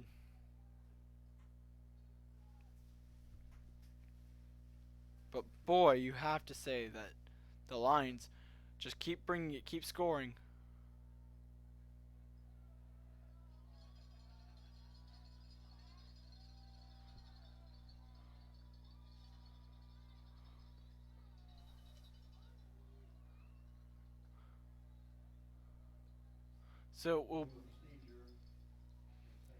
So it is a penalty, a legal procedure. So push them back 5 yards. So that's going to nullify the gains that they just received. So back to the 49. St. Mary's has got to get to the 39 of the Lions territory. They've got 2 more downs to do it. Skinnell's in the backfield. He's got 4 receivers. And McNeil, it fakes the option. Skinnell is getting pressured by 6. That's Alex Sigafus. And fumble. The ball comes out. And St. Mary's jumps on it. But that forced fumble and sack was by number 60, Alex Sigafus. Alex Sigafus playing in his last varsity high school football game. Making a presence. One of 7 seniors on this team.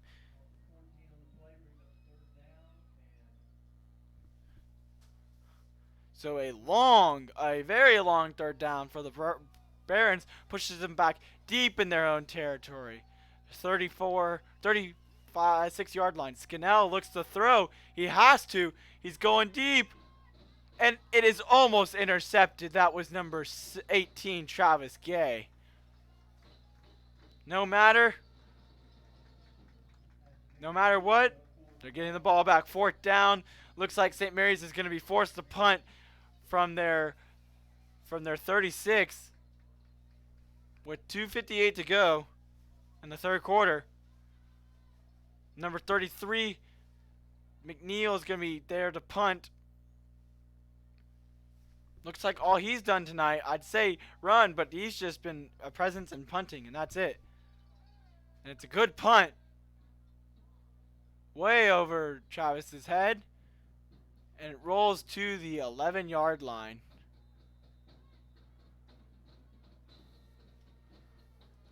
Kick by Lee Charles Michael. That was the 10-yard line. First and 10 for St. John. So the Lions are going to start on the 11-yard line.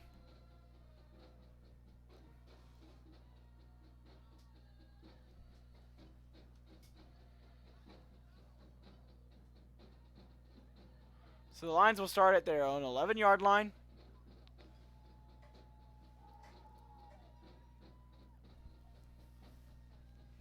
With 2:47 to go in the third quarter. Turner in the motion. Hands it off to Tommy Lloyd. Tommy Lloyd may have gotten just a yard, maybe.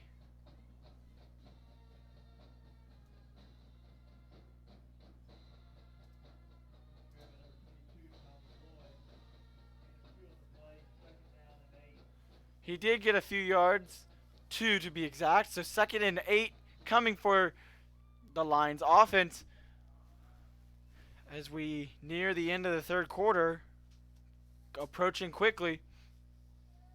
And all of a sudden, this game is just going very quickly. At least the second half is. As I don't know who that was, but man, they got tagged. I think that was number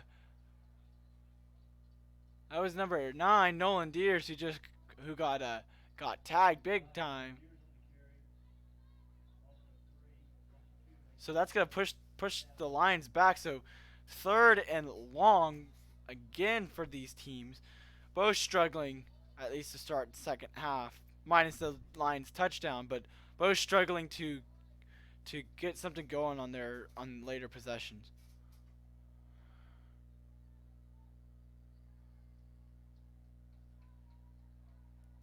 Here we go. Ben Turner's under center. Oh, that was Matt Jasek, actually. He's looking. Oh, he's going deep. Almost had the catch. That was Ben Turner had the ball. Tried to go to Tommy Lloyd. Couldn't get there. So the Lions will punt, and Ben Turner's gonna be punting from his own end zone. And we'll see what St. Mary's is going to do. 1:19 left on the clock. Here's the snap and the punt. Ooh, that's going to be a pretty short punt. Nice run, or nice roll. Sorry, nice roll. Lions going to take Scannell down at the 45. So St. Mary's Hall is going to have good field position and start at the line 45.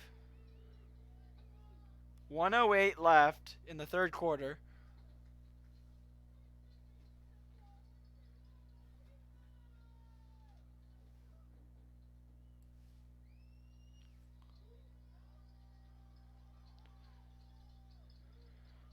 (33-7) and number 3, Burkett, all out there in the backfield.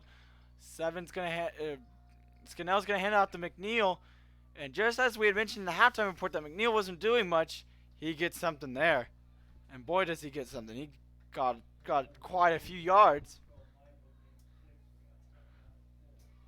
So the Barons are going to probably run one more play, and that's going to take us to the end of the third.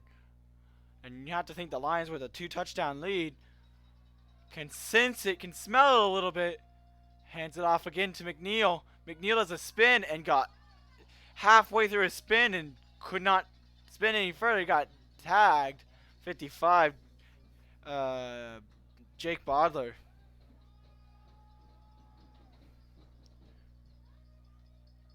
So 20 seconds on the clock.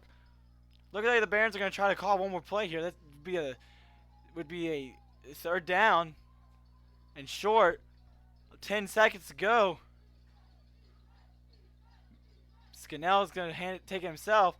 gets to the close sideline to the 35. He did not get out of bounds. Either way, that will take us to the fourth quarter. So it's enough for a first down, but that will take us to quarter number 4. Quarter number 4, your score: Lions 28, Barons 14. You're watching the state championship football on Lion Sports Network.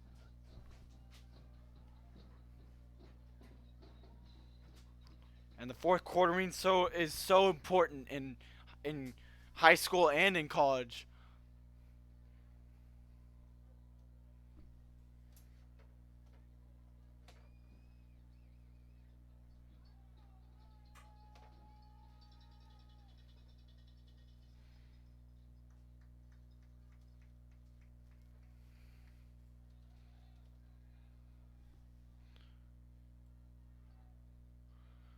So the Barons are going to have a first down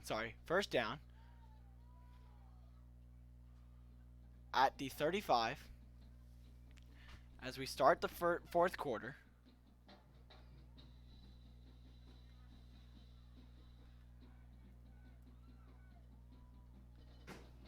So the final quarter of play in the Division 5 state championship starts right now, and this is going to decide the whole championship right here.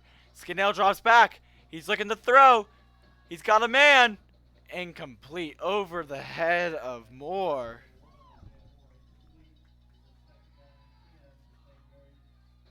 So a second down. St. Mary's trying to make this a one-score game.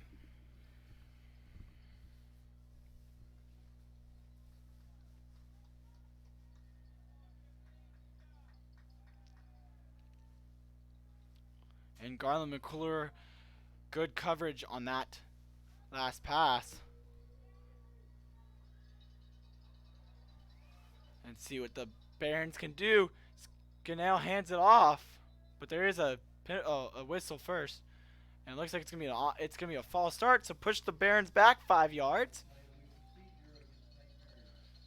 and they're gonna try this again from the 40-yard line. And the Barons running out of time here.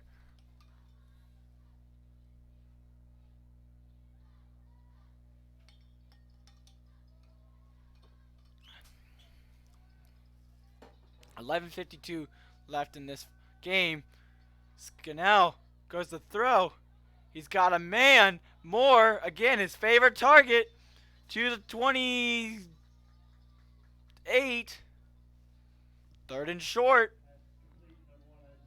A good pass by Skinnell to make it a manageable third down instead of facing a third and long. And you put yourself in 4-down territory, down by 2 scores. You've got to think you're going for it. On 4th down, if you don't get it here, Skinnell takes it himself. He gets across the first down marker and a little bit more. So move the chains to the 24 or 23-yard line.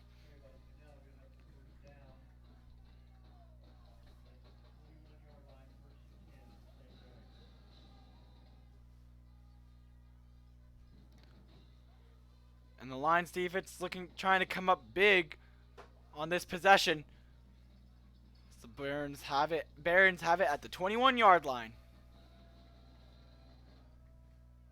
Glad for you all to join us here from Seguin, Texas, in the Division 5 state championship game. Barons are driving. Started this in the last part of the third quarter. Pumps fakes. Pumps once. Punts twice. Did he have it? No. Incomplete. In this corner of the end zone.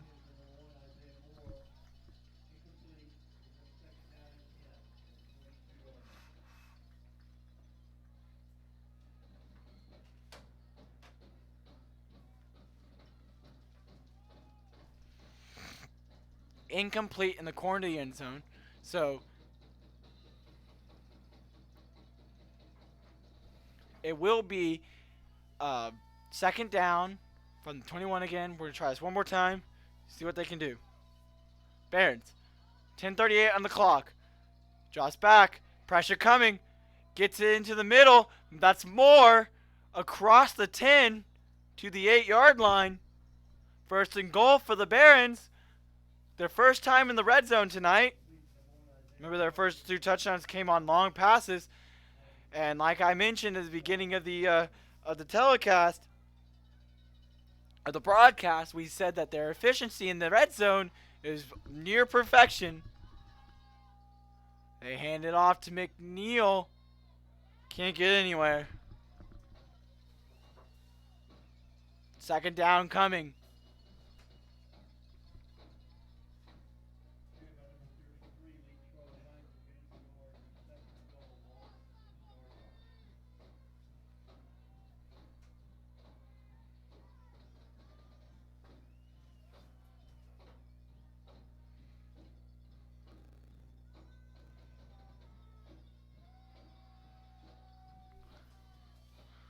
So second down. Scannell is in the backfield. McNeil to his right. He's going to take it himself. Calls zone number. And there is a stoppage. And it's a false start. So that play doesn't even matter. Push him back 5 yards. So it's a second and goal, but outside of the 10-yard line.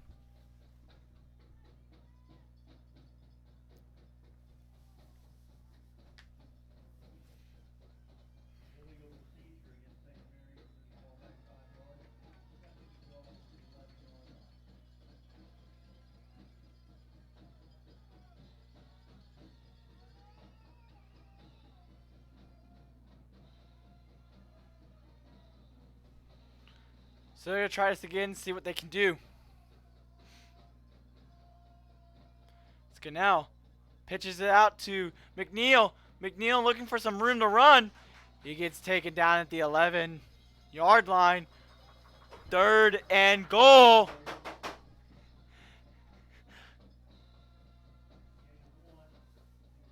Third and goal from the 11-yard line. The Barons really need this here. They've got to get something going. Less than 9 minutes to go in the game. Looking for 2 scores to tie this game. 2 timeouts in their pocket. Lions got 3. Up by 14.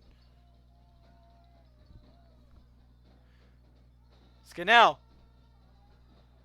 To the end zone. Did he get there?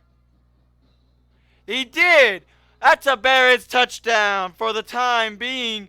They may confer, but it looks like he did get in. We don't have replay, but we do have the ability to reverse by committee. And he did get in, so they are going to go for the extra point. And just like that, St. Mary's has made it a one-score game. Looking for that 7-point deficit. Good. So your new score, 8:28 to go in the fourth quarter. Lions are now only up by a touchdown, 28-21.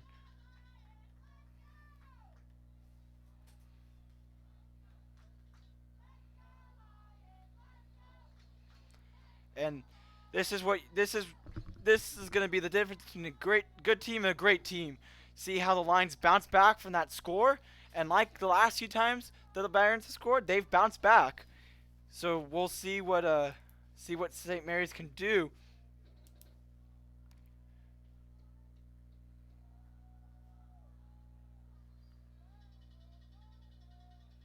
And that looked like that was Isaiah Moore again. And if that is the case, that would be he'd be responsible in some way or manner for all 3 touchdowns. So is Scannell. Again, Scannell to Moore, Moore to Scannell, and I think it was Scannell to Moore. We'll have to check that later in the we'll have to figure that out and double check that it was, but I'm pretty sure it was Scannell to Moore on that 10-yard passing touchdown. So the Lions have 4 rushing touchdowns, and the Barons have 3 passing touchdowns. McNeil has really been stuffed and stopped tonight, but it doesn't matter. They've been doing it by virtue of the pass. And it's a line drive kick to the 23 is where he's going to pick it up. That was Travis Gay who picked it up. But he's going to...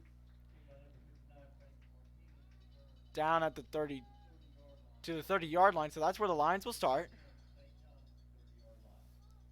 Lions will start at the 30-yard line.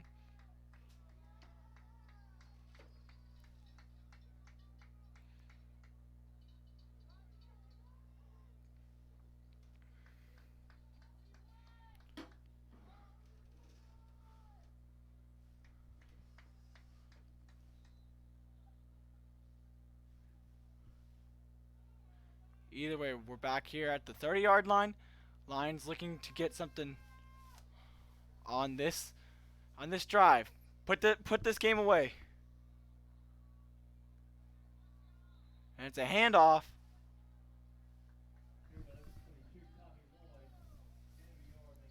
Tommy Lloyd gets the handoff, but couldn't really do anything with it. So it's a 2nd and long. He got maybe a yard. They're generous. They're giving him half a yard, but 2nd and long.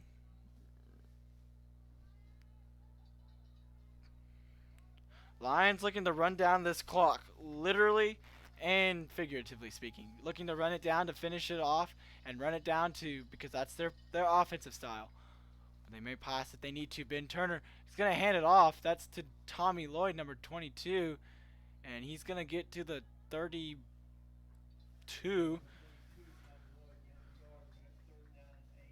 So 3rd and long for the Lions, and very quickly this could turn into a chance for St. Mary's to get the ball back and drive down, only down by a score, and could drive for the game-tying score. But if you're St. John, you really don't want that. You've got to convert here. You've got to get close to converting so you can continue this drive. Again, I'll remind everybody, the Lions did allow a tying touchdown after they couldn't score last week against Village. Pass it to Garland. Garland gets hit at the 35. I'm not sure who that was. I'm pretty sure it might have been 76. Nate Alfonson came in, led with his head, did not hit the crown, did not hit Garland's crown, just hit his chest and came in and really no targeting. So the Lions are forced to punt on a 4th and 5. Ben Turner's there to punt. See what he can do. Good roll. And he did touch it. He touched it. That's a muff punt. And so the Lions are going to take it.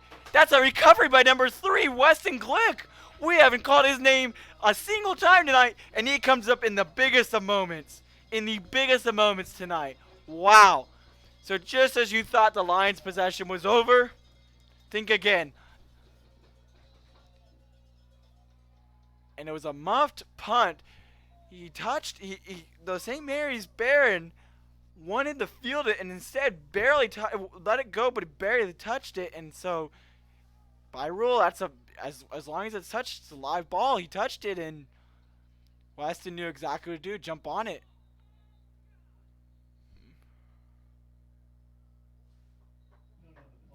There is a flag, so it's a false start. So Lions got maybe a little too excited on that last play, so they're going to get pushed back 5 yards. Try this again. But Nolan Deers also, too, today, just going off. 3 touchdowns. Everyone's working. Everything's clicking. Even the guys that are...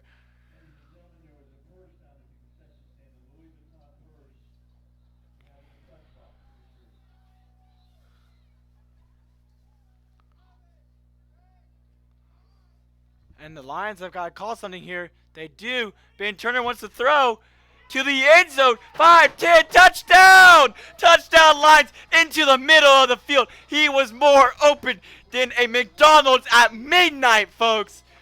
Wow! He was open in the middle of the field. That was number 9.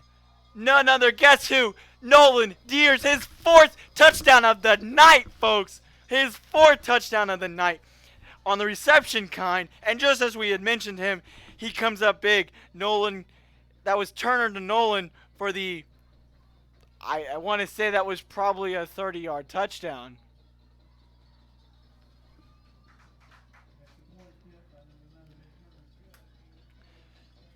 So, just as the Barons strike, the Lions strike back.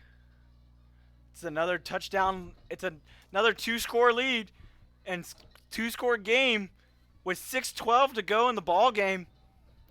And that drive was quick. One play, one score.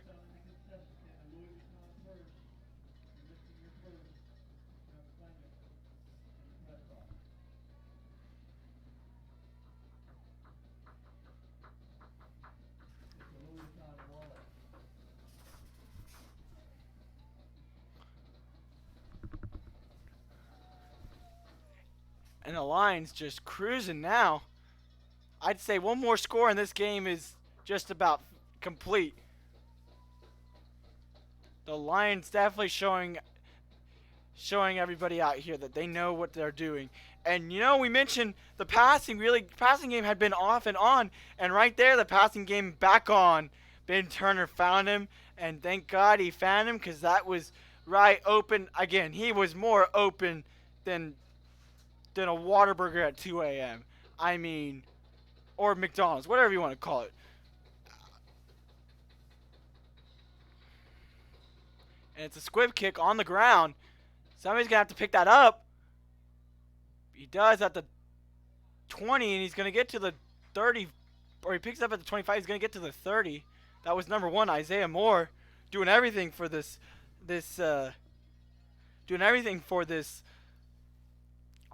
Baron offense, defense, special teams. This Barons team. Again, your new score, 35-21, 6:10 to go. St. Mary's is going to have to score again and get something quick. Have 2 timeouts in their pocket, running out of time. Again, you're listening and watching this state championship football on Lion Sports Network. And Scannell looks to pass. Incomplete. Over here to number 1, Moore. Again, his favorite target tonight. Couldn't get anywhere. So, try this again. 2nd down.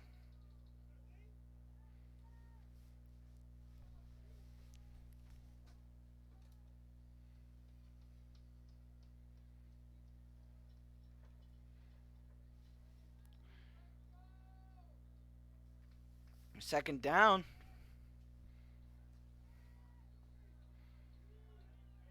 Scannell's in the backfield. He's got McNeil. He wanted him. Oh, that's incomplete. It was a forward pass to Moore again. Second straight pass play to Moore. And it really seems like the Barons have abandoned the run. And with a running back that you've got with McNeil, he's just not getting any touches tonight. He's gotten maybe 2 or 3, but right now, here 6 minutes, halfway through the 4th, the Lions up by 2 scores.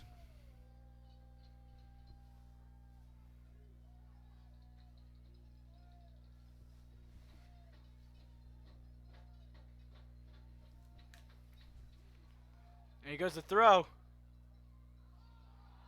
Was it intercepted?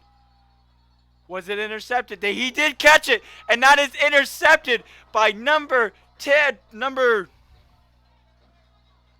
21, Kyle Paul.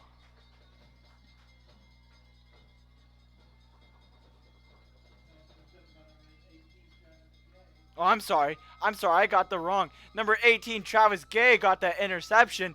So the Lions are going to take over. Turnover number 3, I believe, on the day for the Barons. And if you're the Lions, one final score right here, make it a 3-score game, might just do it. If you can run enough clock. With 5:54 to go. At the 50-yard line, Turner's in there. Tommy Lloyd's in the backfield. The motion with Travis Gay. Tommy Lloyd's going to take it. Carry a few men with him, including 33 McNeil. Gets a 5-yard gain to the 45. The clock keeps ticking.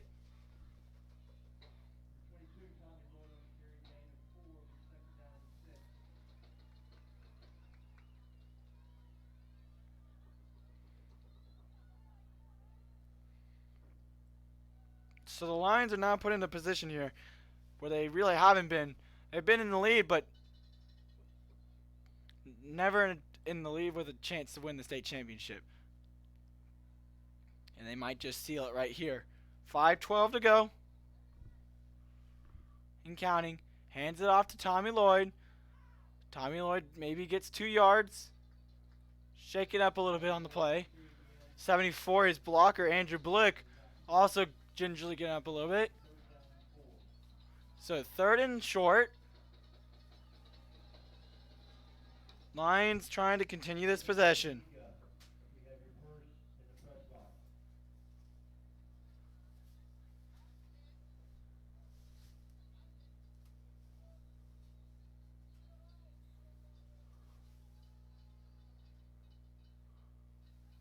So here we go, the Lions, 3rd down, big 3rd down with 4 minutes, 20 seconds to go.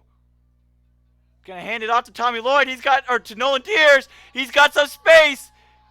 Down around the 15. And I thought it was Tommy Lloyd, but I probably should have known better because Nolan Deers has done everything right today.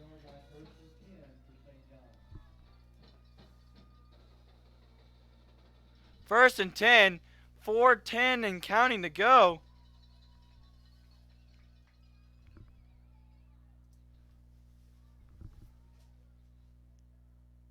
And the ball is being spotted at the 18-yard line. Lions in field goal range, but you want a touchdown to seal this deal. You got 4 seconds on the play clock. They've got to call something. Got to get the snap off. They're not going to. It's going to be a delay of game on the Lions. That's just an awareness problem. You got to make sure you're paying attention and, knowing that this is actually the first year that the Lions are playing with a true play clock in every game they've had. At SJ23 Stadium, they just got play clocks. It had been kept with the refs, so it's just an awareness issue. You gotta be paying attention.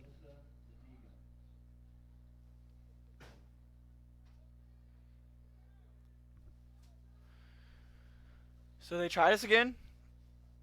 3 minutes, 27 seconds left. Lions trying to put the icing on the cake, but instead, St. John is going to take a timeout. Coach Richardson didn't like what he saw the last few plays.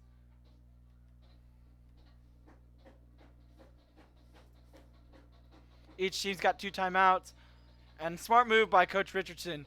Calm his team down. Not that big of a thing on the line, just called a state championship game.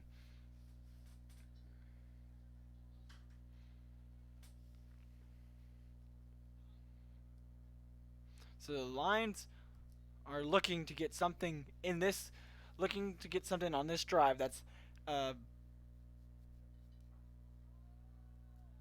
has gone on since 5-minute mark, the 7 or 8 minute mark of the 4th quarter. Running lots of clock. Ben Turner looking to throw to somebody. He's gonna run it himself. Then he throws it away. So 2nd down. Injured St. Mary's player on the ground. And then he's gonna be okay. That's 64. Nico Lamana, the center. And I think he's playing on the line, on the defensive line. He'll be alright. Shaking up a little bit. 3:09 left in the game. 3 minutes and 9 seconds is what is between the Lions and a state championship title. And they're on the far hash. Receivers out. 2 receivers out. Motion by Nolan. Instead, it's going to be Ben Turner's going to take it himself. Did he get the first down? No, he did not get the first down. They are going to stop the clock, though. St. Mary's is going to take their 2nd timeout.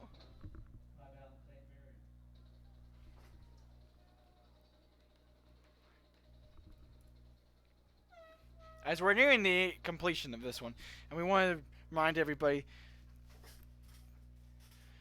that again, this game is for a state title. The Division 5 program uh, puts teams, schools that may not be able to compete in their regular division due to maybe just due to strength of scheduling and opponents, and so they formed this 8 team division. So it's St. John 23rd, Village School in Houston, Beaumont, Monsignor Kelly, and All Saints Episcopal in Tyler is the East Zone, and in the West Zone you had St. Mary's Hall, San Antonio, St. Dominic Savio in Austin, Cathedral in El Paso, and I'm trying to think. Oh, and TMI out of San Antonio, TMI Episcopal. You had these 8 teams, and what they said was they would play round robin district in their zone. That's what the zones were. You had the East and West Zone, and winners would play in a state championship game. TAPPS is perfectly okay with that. That's how you have the state title. That's how it's been classified as a state title. So the Lions looking to seal it up for the Division 5, be the first football crown this season.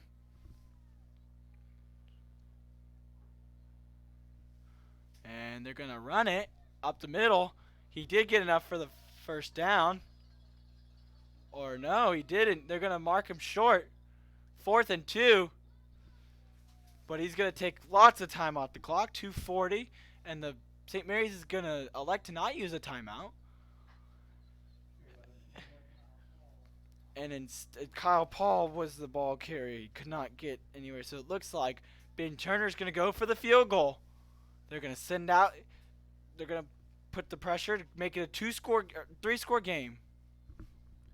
Here we go. And the kick is up. And it is good. So the Lions add a field goal to the already 14-point lead.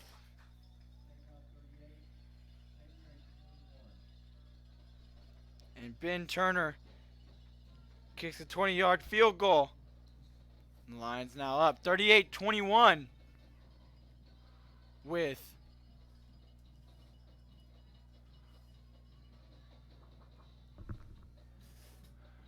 2:09 on the clock. 2 minutes and 9 seconds until we crown a state champion. The first in TAPPS football this season. And for you University of Houston Cougar fans, the Cougars are down 14-0 in the first quarter against Temple. They've said that Ed Oliver, their star defensive end, is not playing tonight again for the 3rd straight game. And they've lost 2 of those 3. Lions get set here. Other sort of big cat.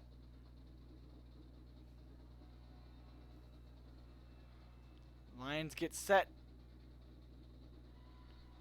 to kick it off. 2 minutes and 9 seconds away from the Division 5 state championship crown. And it's a squib kick again to the 37-yard line, and that's where the St. Mary's is going to get it. And St. Mary's is now just going to have to try to work with what they have. 3 scores in 2 minutes and 6 seconds. 1 timeout remaining for them. You've got to think that the Lions are just about put a bow on that birthday present, on a gift, or put the icing on the cake.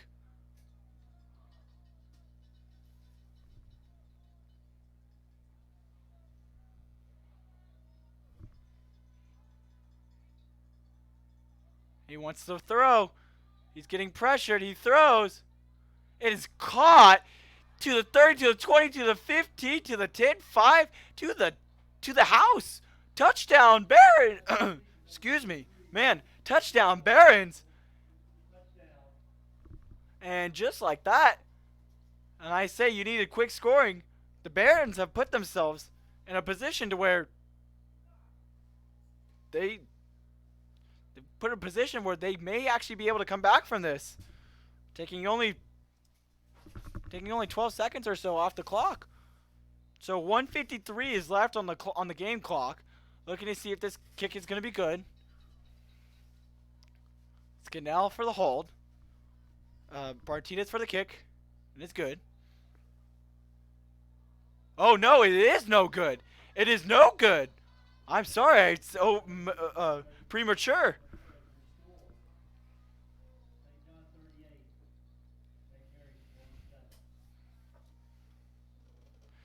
St. John 38, St. Mary's 47. So St. Mary Barons will get ready to kick off, but your new score is 38-27, not 38-28, 38-27, and the Barons are down by 11, which still keeps it a 3-score game. You need 2 touchdowns at this point.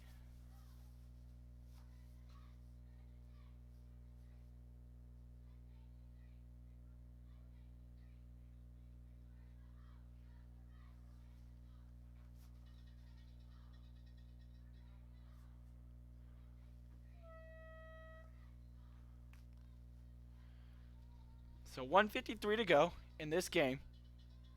Barons are ready to kick it off. Lions looking to potentially run out the clock. You have to think that the Barons are going to be onside kicking it. So it's going to be Martinez with the onside kick, potentially. I mean, don't be too premature. Here we go.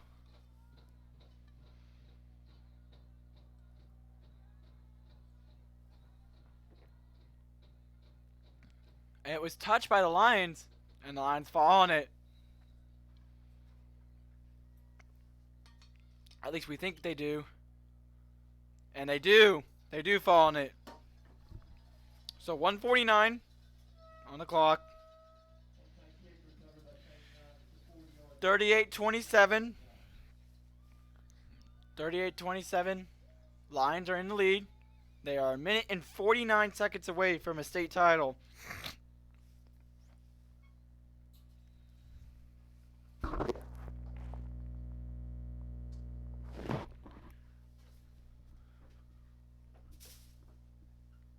So here we go. See what the Lions will do. First down.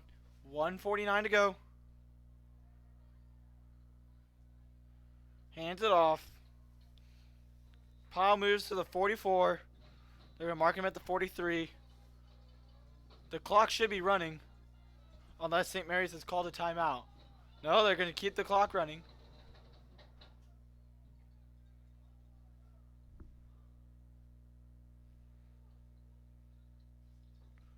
Should have taken 6 or 7 seconds off and it should continue to run. And instead it did not.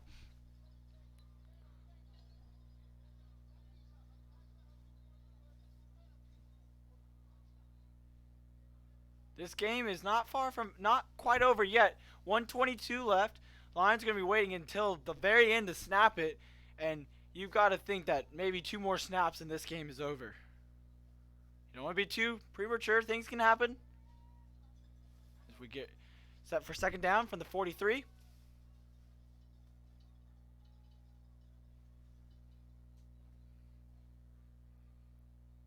Tommy Lloyd in the backfield. Ben Turner under center. Travis Gay in the motion. Ben Turner gets taken down. Number 59. Frankie Martinez. And it's going to be a timeout.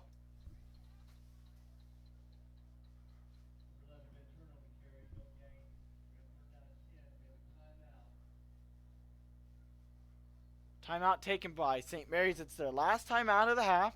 So it is going to be third down. Barons have no more time outs. No more ways to stop the clock unless they can force a incomplete pass. And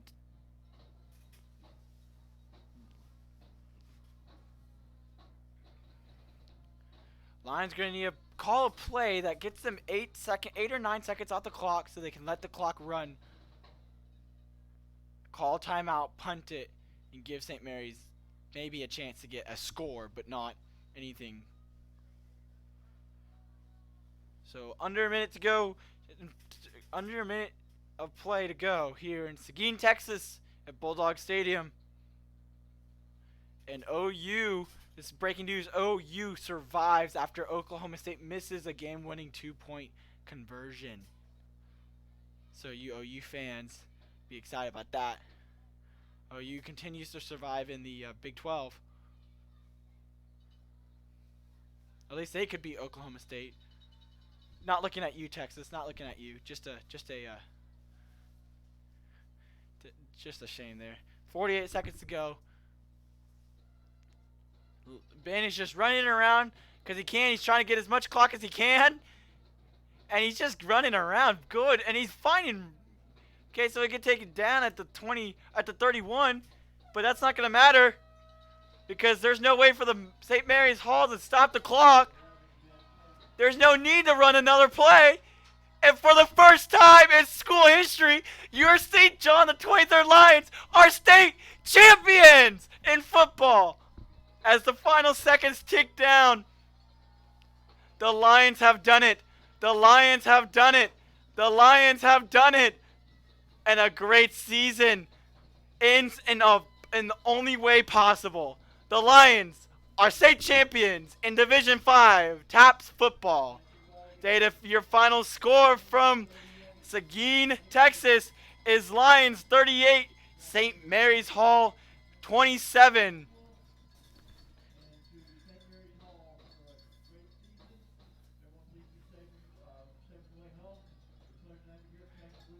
And boy, what a finish in this second half. St. Mary's tried to come back, and they did the best they could.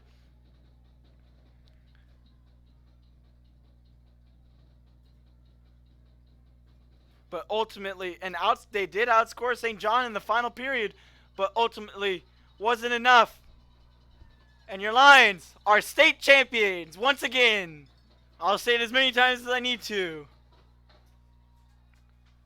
For the first time in school history, they are football state champions, adding to the 3 state titles in swimming and 1 in soccer.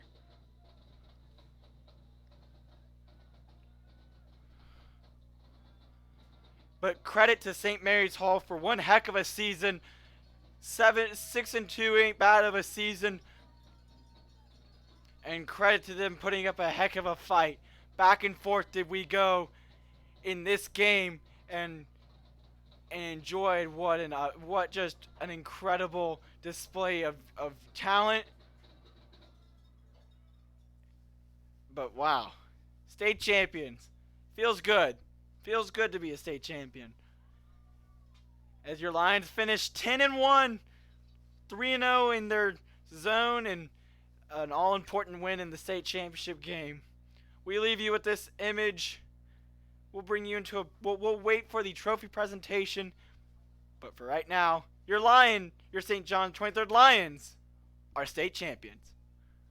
You're currently watching state champion football on Lion Sports Network, and we'll await to see if there is a trophy presentation, and there should be medals for St. Mary's as runner-up. And they do, and there it is, folks. There is the state title. The nice shiny trophy. All with the team, with PJ, and here comes the cheer squad and everything.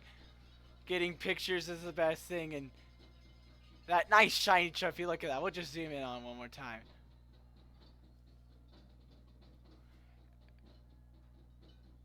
And that's going to be one for the record books. You can write this one in. And boy, did Nolan Deers have one heck of a night. 4 touchdowns. Huge night for the Lions. And for Coach Richardson, Coach Jackson, and all the staff, coaching staff. One heck of a season, and ends in the best way possible. Ends in the best way possible. Your team and your school are state champions. Thank you for watching Lion Sports Network's coverage of state championship football. And we'll leave you with this image as the football team celebrates with the student body that made the trip out here to Seguin. Your final score, Lions 38, Barons 27, and your Lions are crowned Division 5 state champions. Good night. So long. I'm George Kopf. It's been a pleasure to have provide football broadcasts for all of you. We'll see you for basketball in the shortly here.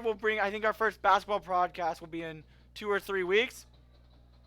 So check out our Twitter. But signing off from Bulldog Stadium on the campus of Texas Lutheran University in Seguin, Texas, I'm George Kopf. And as always, it's a great day to be a Lion. Take care. Go Lions. And your Lions are 2018 TAPPS Division 5 state champions. Good night, everybody. Enjoy your November Saturday and go watch some college football. Good night, everybody.